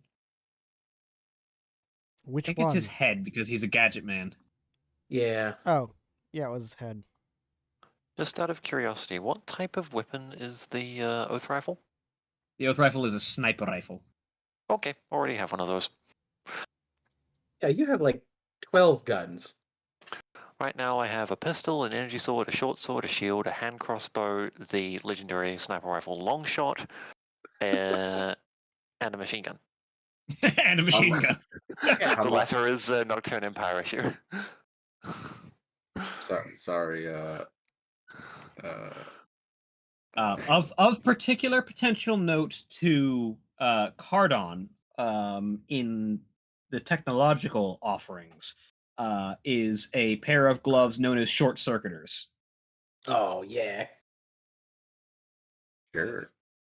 That sounds spicy. Yeah, what are those? The short circuiters, as described to you by the shopkeep, are a pair of gloves that will enhance your unarmed strikes. When used, not only will they deal an additional whatever your weapon damage die for your unarmed strikes is, which would be if it's a natural weapon, you can add that, or if you're a martial artist, you can use your martial arts die of lightning damage. But also, the lightning damage, by its virtue, unless the creature itself has a resistance, does double damage to electronics and electronic constructs. How much are those? Those are a rare magic item, which will put them at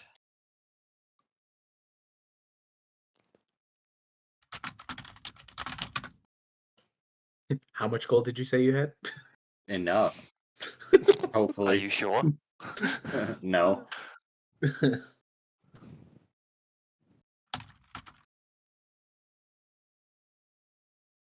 oh well, minimum price 2,000 gold. You want your 200 bucks back? Yes, because if I let's see, 2,200, throw the boots in. The boots of striding and springing. Make a persuasion check. William, wheeling and dealing. I'm sending you a common magical item. I would like to know if it's I available. am so persuasive. 12. Oh, I'd really Let me like to roll help something you, give for you aid, but that's not a good skill for me. And giving aid just gives them advantage. Like I'll give it a shot if if you're, you'll if you're allow helping me. at all, like tell me how you would like to help, and if you are enough of a help, it doesn't matter what you roll. If you describe something helpful enough, I'll give them advantage. Ooh. Every time the shopkeep tries to counter an offer, I'll throw him off his game by asking an annoying question or rustling my leaves really loudly. Okay, Uh, I can go with that. Sure, go ahead and roll with advantage. okay. 15. Thank you, Herschel. He gets kind of flustered and off his game, and eventually, like the haggling just kind of comes down, and yeah, he'll give you that price. All right, cool. I will take both then. Nice. I have 6 gold. As we walk out of the store, Herschel winks at you. Yes, those are available. In fact, they're probably pretty common. Could I get some? Absolutely. How much would they cost? 50 gold. I They're will. a common magic item. I will gladly slap that down. They come in a variety of different styles, if you would like them. What are them? So you see Duroc sort of like standing in front of a rack of like glasses. and just sort of like looking at them, turning them over. None of them have complete temples. They are all they have temples for the glass temples for the glasses, but they would stop at basically just past the sort of just past where the where the eyebrows are. They're the Orpheus nose clip glasses. Kind of. They do have some amount of temples rather than not having any. I do pick some that have a mirrored finish, and silver edge with a mirrored finish, and sort of like try them on, see how they fit, look around, shade my face for a second. Ah, these will do nicely. 50 gold. And the short circuiters do not require attunement, by the way. Oh, wonderful. So, just for everyone's information, now that I have these boots, with a running start, if I use Step of the Wind, I can now jump 114 feet horizontally, 42 feet high, or I could reach up, or no, that's my high jump. And if I could want to reach up and grab something, 53 and a half feet. Don't mind me, I'm just Googling escape velocity in feet per second. Not quite that high.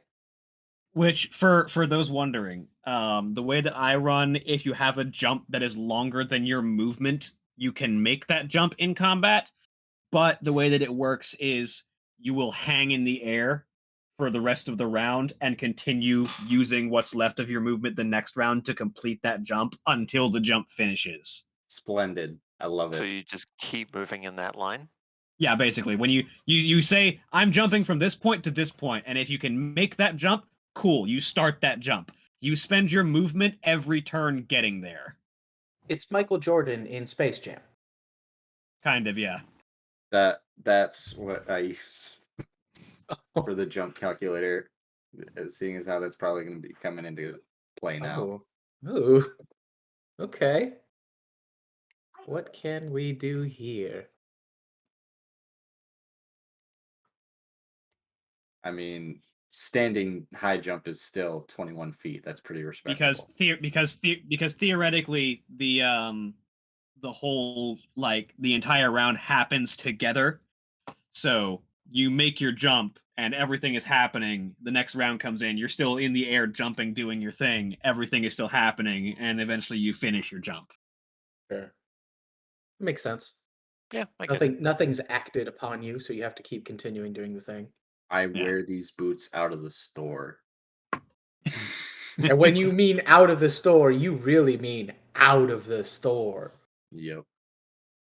Will you ever walk normal again? No, I vault through every window, whether I'm in that building or not. But yeah, no, I'm good now. Also broke. Yeah, I mean that's important, right? Yeah. I The- have the less best- than 10 gold. That is the monk way. It's like the Freemen say, the best place for water to store it is inside your body. So, best place to store gold is in magic items. Mm-hmm.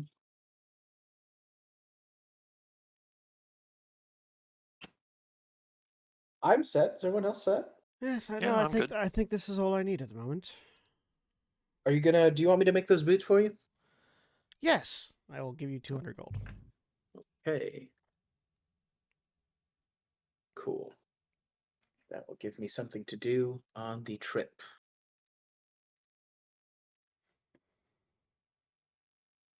So, is your first destination to head to Morak? Yes. Yes, we should head to I think so, Morak. yes.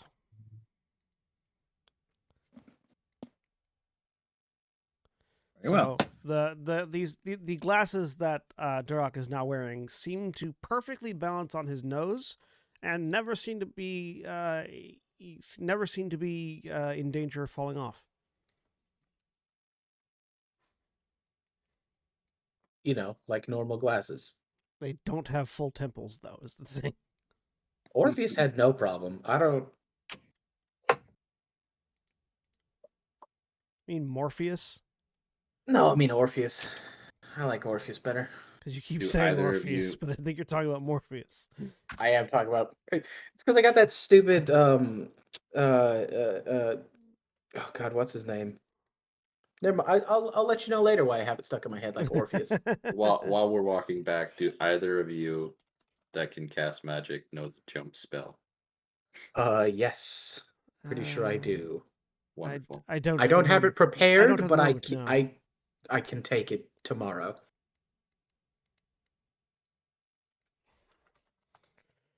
Why? This is Is there something that you need to jump with? No. It's just, when you get something new and you want to use it. Yes. I While we're walking back, I'm just gonna do a quick, like, 10-foot dash forward for a second and then jump. Just cause. And so that's 42 feet high. And then land. That spell will make it a lot more. If we ever Which- need to. Notably, the boots of striding and springing do not protect you from fall damage. That's entirely on your monk skills to do that. Yep. So William, So just as a quick thing, the item doesn't actually specify a distance. I'm assuming 60 feet. It's the first 15 feet of your Well, no. dark vision. If you have dark vision while wearing these glasses, you perceive color for the first 15 feet you see in darkness instead of shades of gray. I misread that. Oh well, it's still That's cool. fun. I misread that as you have dark vision while wearing these glasses. No, yeah. I missed the if That's part. a different item entirely, I think. That's fine. 50 gold. I'd buy 3. I can learn the dark vision Huh. spell later. I can make goggles of night. That's the one. Yeah. I think they take an attunement. They don't. No? Okay. No, you just put them on. Maybe I should make some goggles.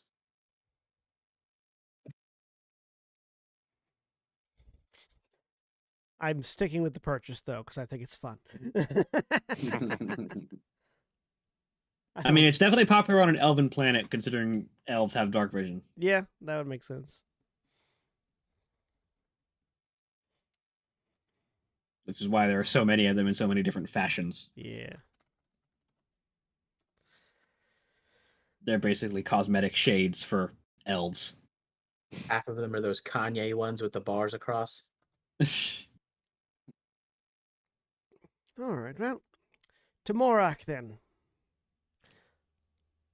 Do we have enough stardust for the journey? We've been scooping Stardust the whole way, right? Or does our engine not run on stardust? I forget. I was trying to look for this section in the notes, and I could not find it because I was gonna, try and pull some garbage with it later. No, your ship runs on a Sun Eater engine, which is a gnomish engine that is specifically designed to avoid using Stardust because of the particular hazards of Stardust engines. Right. Ah, that's right. Okay. So then we don't need to worry about it. I'm sure we have plenty of fuel. And What yeah, the does sun. the engine eat, by the way, I say to Mark 7? To answer the question, a diamond. Oh, I do not know where Wrenches found it, but it was presumably bought. A diamond. The way that a Sun Eater engine functions is instead of using Stardust as an electrical fuel source, it is basically it uses fusion as an engine, but uses a pure source of carbon as the fusion source. So over the course of a century or so, a single diamond is slowly consumed by a sun to power a fusion engine. okay. Hmm. Atom by atom. Sure. Okay. So how much longer does the diamond in the engine have?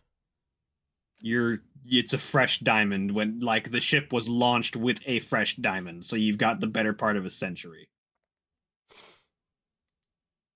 You may rest assured, Dirac, that we have enough time and resources to get anywhere we need to go within at least 90 years.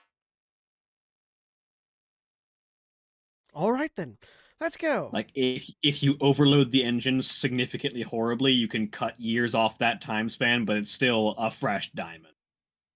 Yeah, you really think Rangers would let me do that?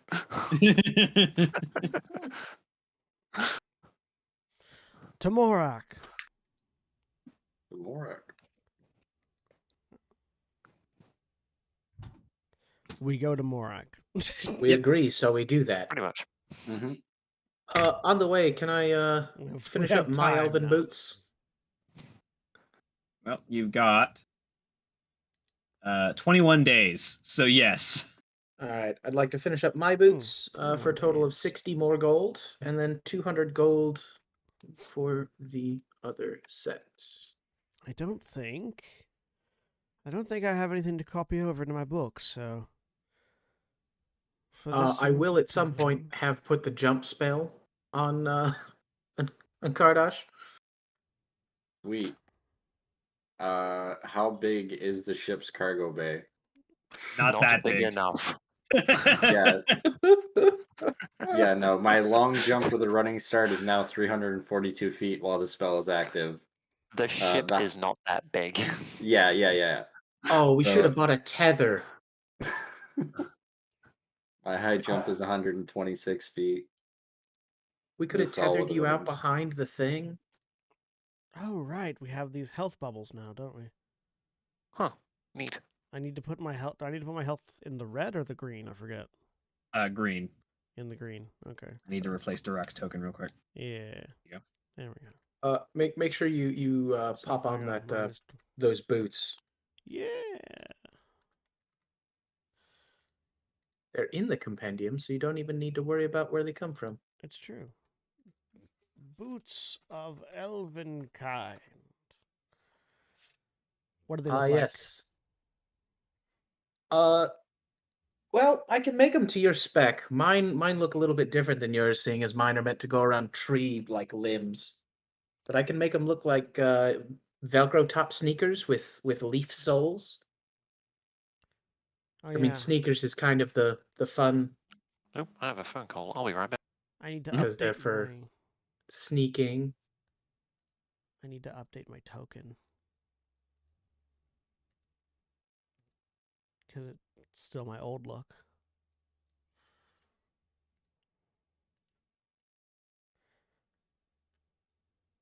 Boots of elven. We can do it whatever We'll color just- you want. We'll You know. just go with some very nice black leather. You don't want to with- make a statement. You No. want a sleek look. I Yes, understand. make it blend in with the rest of the outfit and all. Have it any color you want, as long as it's black. Yeah. Back again. I have deferred that call until later. Ah, a call deferred. What happens to a call deferred? All right. Listen here. Well, it is not the same as a call to sacked. Oh no, does it dry up like a raisin in the sun? Or fester like a No, they sword just in go the mud? sell car insurance to someone else. It's not a big deal. Or they alert someone else that their car's warranty is expiring. Yeah. Here I was making a highbrow Langston Hughes joke. No, we saw That your Langston sounds very- Hughes, and That sounds very much like a specific joke for specific folks. Have you never read A Raisin in the Sun? I have not. Huh. There are a lot of books I haven't read. I mean, It's a American. poem, I believe. It is American lit. Well, no, so the poem is Harlem, which opens up by Langston Hughes, which opens up with what happens to a dream deferred? Does it shrivel like a raisin in the sun? The line "a raisin in the sun" was then used as the title of a book that I think Langston Hughes wrote it too, didn't he? Or no, was it? Who wrote "A Raisin in the Sun"? I'll help you take that wall down. We can get a full 95. No, you will not tear holes in my ship. If we angle from one corner of the engine up, we can get 100. A Raisin in the Sun was written by Lorraine Hansberry. Lauren Hansberry, which was inspired by the It's a the tragedy poem. play. Yeah, Yeah. I was inspired by the Okay, poem. if you kick flip off of the screen halfway through your jump, you can do 200 feet in a row. I'm Go just that gonna do way, and then kick flip off and do. the swimmer thing where you just flip right before you Yeah. hit the wall and then kick again, flip, Yeah. kick again.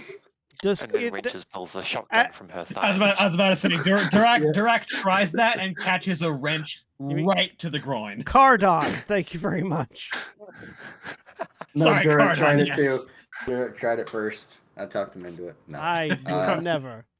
Yes, Cardon tries that and catches a wrench straight to the groin and learns why they call her wrenches.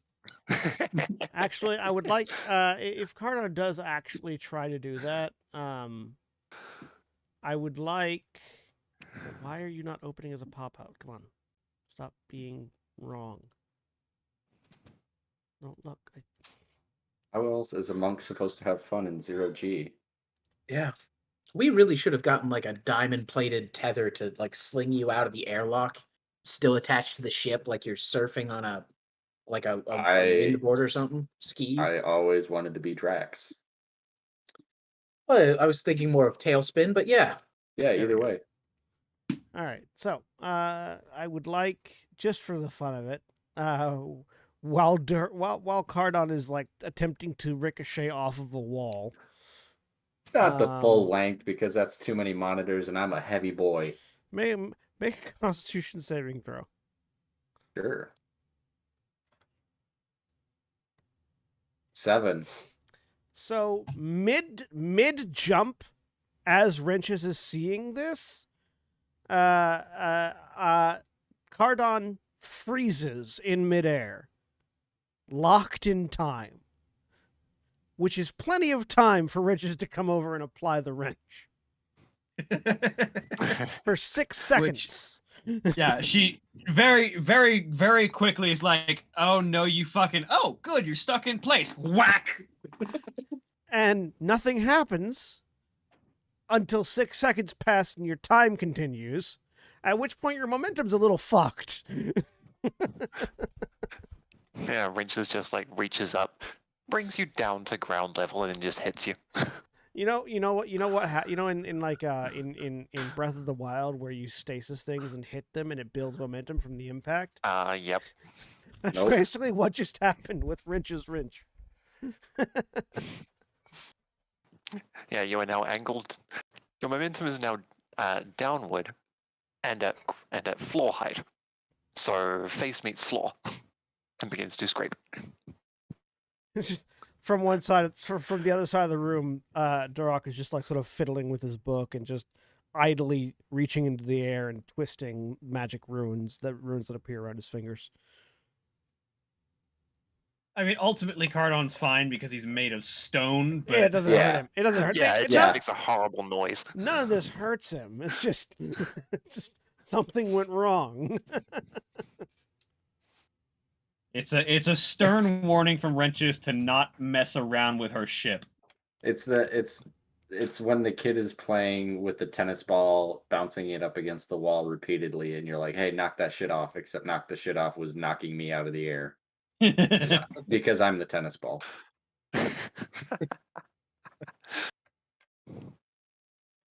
Get All that right. shit out of here. All right. So you have 21 on days. objects in motion. I'm trolling Galnet looking for weird stuff to build. I've got my own new computer now. I don't have to borrow the ships. This is, a whole new level of what the hell is he doing in there? The potato gun. I am God. I am sort of just testing around with a few new things. So occasionally you'll see some object like flying through the air and just stop in midair for 6 seconds before continuing on. Is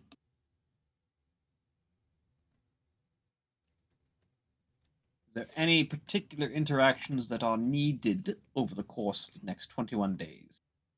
What am I going to be doing on the ship? Obviously, Mark 7, you're flying the thing. Cardon, are you shooting guns? Uh, not unless they need to be shot. Well, no, in general, like when we sound Yeah, for that's general quarters, yeah. where's everyone going? He goes. Cardam goes to weapons. I've Okay. been going to defenses. What can I do? No, where do you think? What else is there? Probably help wrenches in engineering. Yeah, I mean, I could. Oh yeah, I've got skill in tinkering with the best of them. I've got skills in technology. It's better that you're back there than probably either of us. Yes, not exactly savvy with technology.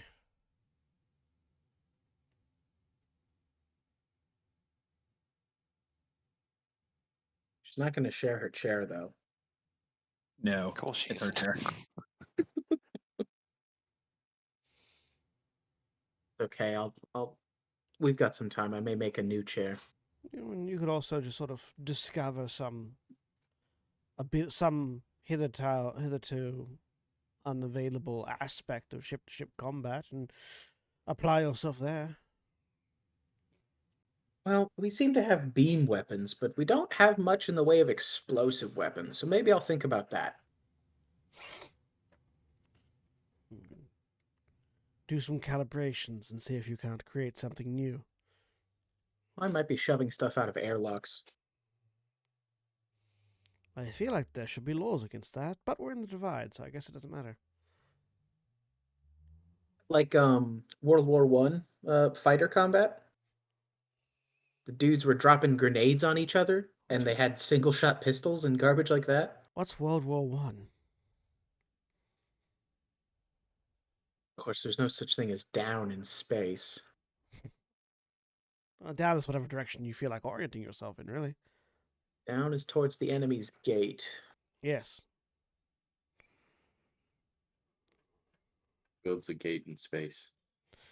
People who need to go Many through people. things. Haven't you ever seen a teleportation gate? In fact, why didn't we take one of those? Didn't we? No, we're just going. I think that's a question for the pilot. Mark 7, Yes. surely, somewhere near the civilization that we just left, there would have been a teleportation gate. Aloran Yeah, is actually neutral ground between several different nations and is the homeworld of the elves. I think they're a little bit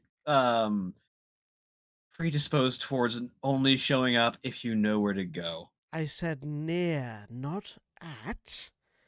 We're wedged between two different civilizations, one of which certainly has a teleportation gate. Oh, they're not going to tell the other one that, though. If Are I you- had known where a teleportation gate was in proximity to Aloran, I would have taken us there. We could have asked. What star charts are for. The problem is each of the four main governments that exist outside of the divide are not particularly fond of each other for various reasons and are not particularly keen to share their secrets.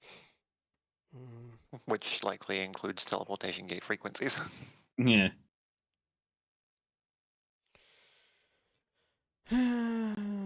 Long way it is. Also, the Majocracy might have teleportation gates, but having teleportation gates with coordinates to Morak, much less likely. Coordinates to nearer to Morak, at least.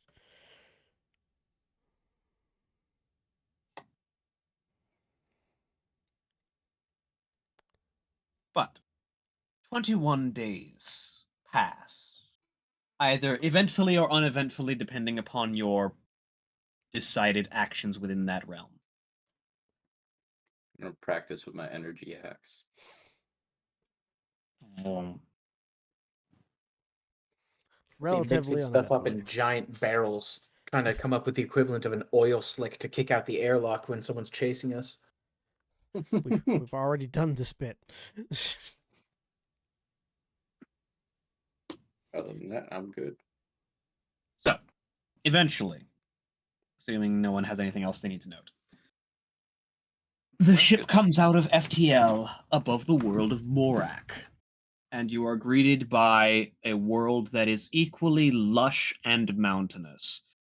The topography is particularly rocky and green, with overgrown forested mountains sort of pocketing the entire surface of the area. It is unusually uneven for a planetoid, uh, to the point that it's almost not quite spherical as it should be based on its sort of planetary profile with the sheer amount of irregularities to its geography. Um, you are greeted with the uh, calm and patience that one can often expect out of the people of Morak, the traditional Kardosh. Um, the uh, the hail comes in, and you are greeted with a very sort of low, gruff "Greetings, traveler. What brings you to Morak?"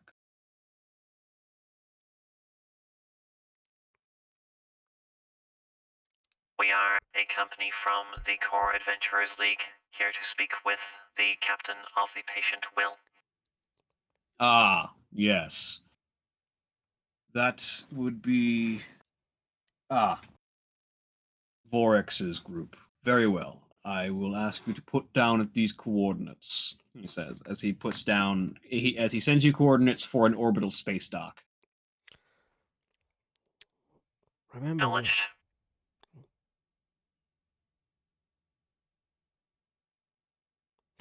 remember, Box Heaven, with a Rama from Varthi now.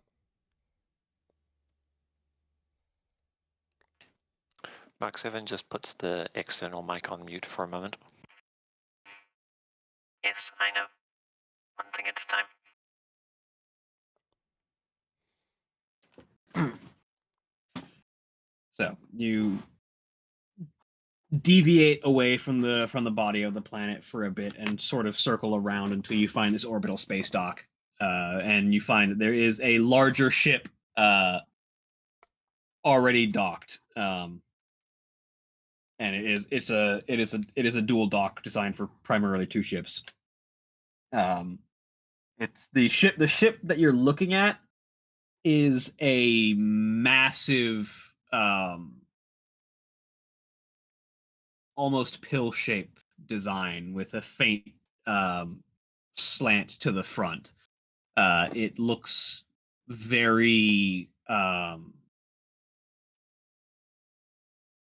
oblong and is decidedly Kardosh in make. It's built for armor and defense more than for speed or um, traditional armament.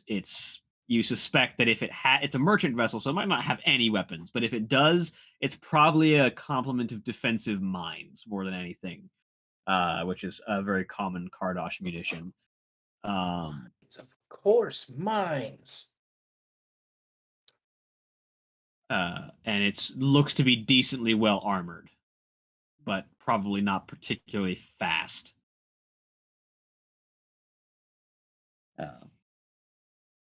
But you dock onto the ship, and the docking tube extends into your airlock. You get a hail that simply says, "Welcome aboard. I am Vorek, and I would happily meet you aboard the bridge." Stood, Varric. We will be on our way momentarily.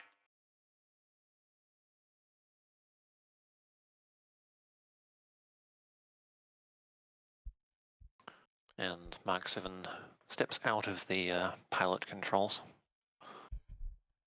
Opens a comm channel to the entire ship. All right, everyone. Time to do business.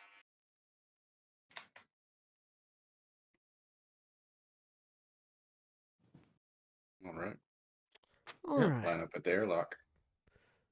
Cardon, Yes. is there any specifics we might need to know when dealing business with Kardosh? Any specific cultural expectations that we might not be aware of?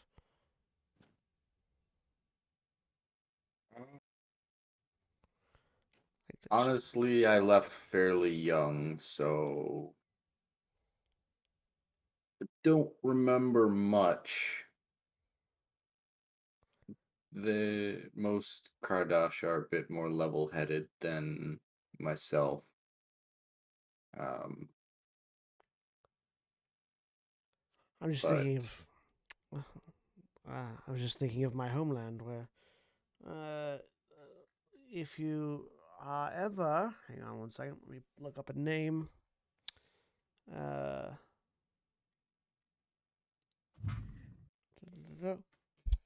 It's just if you're ever offered a drink from a Volkian businessman, you take the drink regardless of what it smells like, that sort of thing. We may be able to avoid this simply by focusing on the matter at hand. Good to be aware of any things that might, offend our clientele.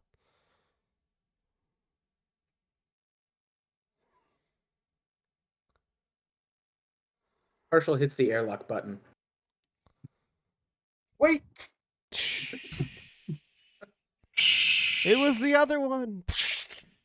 Yeah, Herschel's got Just seals now. vented us all into space. That just fits I've himself. got We're on seals the now. inside of the door. Yeah. No problems here. Yeah, seals don't prevent you from being vented into space. I believe there was a docking cradle that had been Yes. attached to our ship. There was. Yes. I was making a So joke long about as how it was on the other airlock. the only real thing that you need to be aware of is don't be disrespectful of any life, or don't devalue life of any kind. Understood. All right then. Let's go before the one who didn't stay behind to hear that starts devaluing life. And I open, then I follow out the airlock. You'll have to wait for it to Yeah. cycle. It takes forever. Not anymore. They remastered that cycle. Oh, thank goodness. Gonna be over there just like patting my pockets going, so I'm sure they'll be here any minute. Yeah, so you emerge and you walk down the docking cradle to the central platform, and then back onto the patient wheel, and onto the patient wheel's bridge, where you are greeted by a crew of Kardosh. Darn it, your name is messing me up now. Apologies. A crew of human. Very cool. it's A crew- ev- it's a the patient will is playing everyone as John. it's a crew of Humes the human. That's the thing. Everyone is Cardon. Or Everyone is or it's a crew Robo of Garys. Robo the robot. Gary. Oak the tree. But anyway, you're greeted by a crew of Kardosh. One in particular, particularly dressing in a One in particular. heavy. Particularly. Will you dressed in a heavy orange mercantile outfit, marked with a variety of different clan insignias, as well as the icon of the merchant organization to which he belongs, acting as the ship's captain. Sort of a almost like a greenish basalt kind of texture to his armored plates, with these sort of um, yellowish eyes as he looks at the group of you. Uh, Yes. While we were in the airlock, the shift weave that Cardon wears shifts into light gray and blues with clan markings for his parents' clan. I'm Vorek. It's good to meet the group of you. This is the Patient Will, transporting cargo to Invara, but the past 3 shipments we've tried to send with this company have been intercepted by Necros pirates. 2 other ships have been destroyed. The third managed to escape, but had to abandon its cargo. What is cargo? your destination on Invara? We are delivering promised supplies to a small monastery on the planet's surface. We are indebted to the people in service of the edifice for defending our clan in times of crisis. So we intend to repay that debt with much needed food and supplies. Do you need an escort to get there? That is where the Rammer from Varthe come in. That is indeed the request we put in with the Adventurers Guild, and we appreciate that your group has answered. I would Herschel's hope going that to- the presence of a second armed ship would be enough of a deterrent, but if not, things may get violent. The Studios Vanguard is equipped for offensive and defensive capabilities. Herschel's going to surreptitiously slip Mark 7 a business card that he printed in the downtime. Says Rammer Fremvarthi, treasures guarded, empires toppled, lost objects found, no job too small.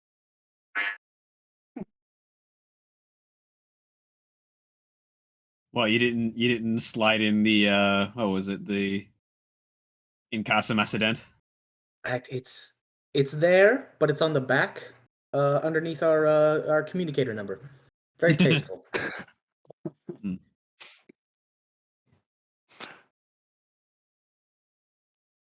Mark 7 takes that card and studies it in the corner of their peripheral vision, and then just stows it in a pocket. Oh, Herschel is downstruck. Yes.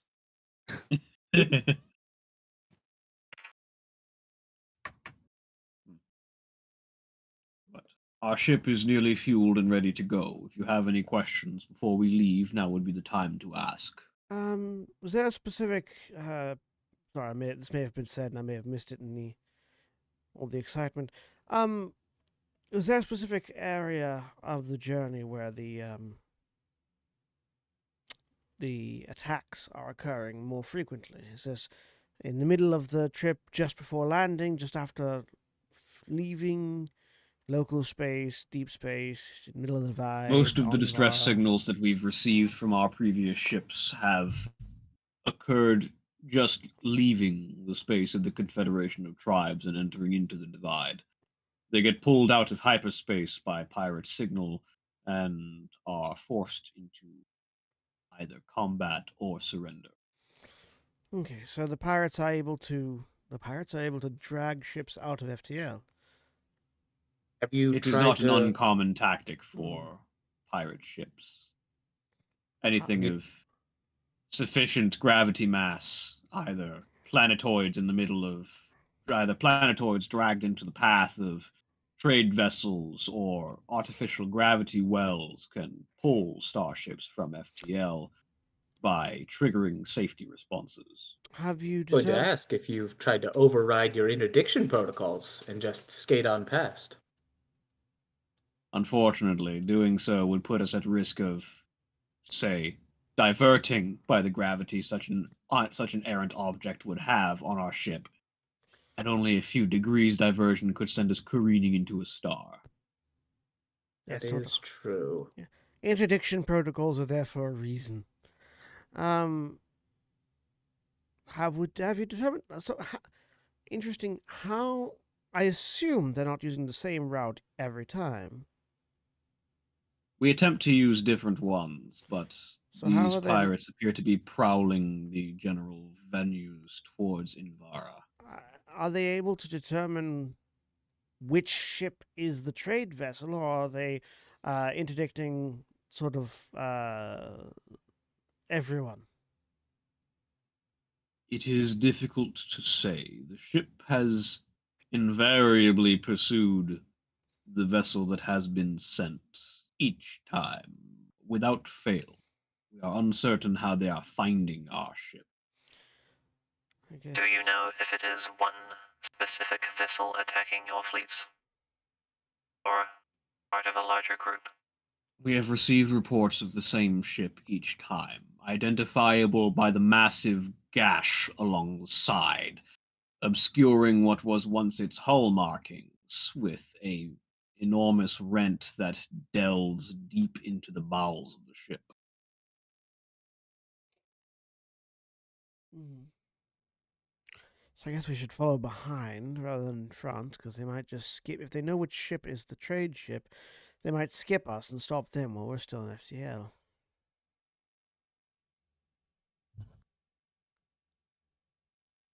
We could latch magnetically to the ship, could we not? What's the Our size ship, difference? our ship has more than enough tonnage to carry yours, if that is your desire. I must say, what's the size differential on the Studious Vanguard to this one? The patient will is almost double the size. And if it won't take up too much cargo space, docking the Studious Vanguard within or attached to the trade ship would make it easier to make sure we stay with you. We don't have the cargo space, but we can magnetically attach your ship to ours. Kardar's ships can carry quite the weight. What do you think, Mark 7? Approve of this plan, but we will need to be ready to detach and potentially engage the enemy at a moment's notice. Yes, as soon as we detect anything, any interdiction systems going off, I imagine we could be prepared. Could we? Indeed. Would it be? Forgive me, my knowledge of technology is limited. Would it be possible to tether the alarm systems of the trade ship to the Studious Vanguard, so that once your interdiction alarms go off, ours do as well? I believe that should either of our ship's interdiction alarms go off, the others should be doing the same, as we would be under the same gravitic pull. However, we can indeed attempt a system link, if My you so my desire. my thought is that we may want to have the Vanguard running low on systems, just so that if they are able to detect information regarding the trade ship while it is still in FTL, we'd want to give them as little a profile as possible in order to keep them from detecting us. If something were to seem off from their prey, they might call reinforcements or do something a bit more drastic. Question for the DM. Yes. Go ahead. Uh, so it sounds like they're basically monitoring the lanes of travel. Seeing as how this is kind of what Cardon used to do, is that something that they could do? Like Um, tell that there's two ships stacked together, or would it just show up as one big ship? if they're monitoring FTL travel, the FTL wake that a ship reads can be seen ahead of time if you've got the right sensor equipment, but it's not usually detailed enough to tell you if it can tell you if there are a fleet of ships because you're just getting so much FTL wake that you can't possibly just be one ship, Mhm. but it can't really tell one ship from a larger ship. It can just say, well, like it can't tell one ship with a ship riding on it from just a bigger ship. Okay. Maybe the better plan is to ride Oof. behind and come out after.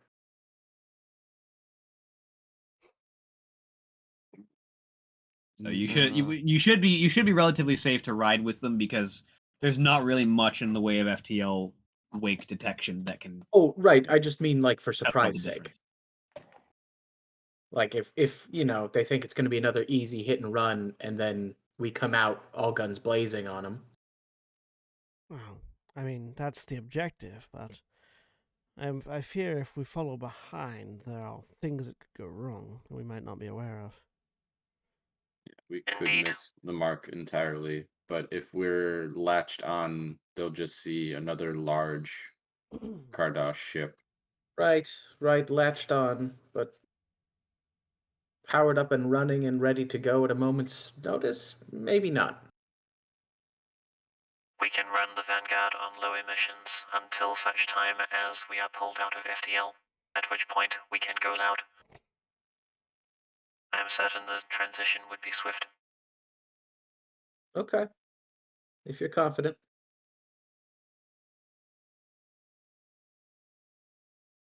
If we are ready to put this plan into motion, I will tell our engineers to begin the process of arranging our ship for magnetic attachment. Yes, I Well, think we will begin preparations on our end as well. that's the best. And with plan. that, we'll go ahead and end there for the week. Say goodbye, everybody. Right. Bye, everybody. Bye. Goodbye.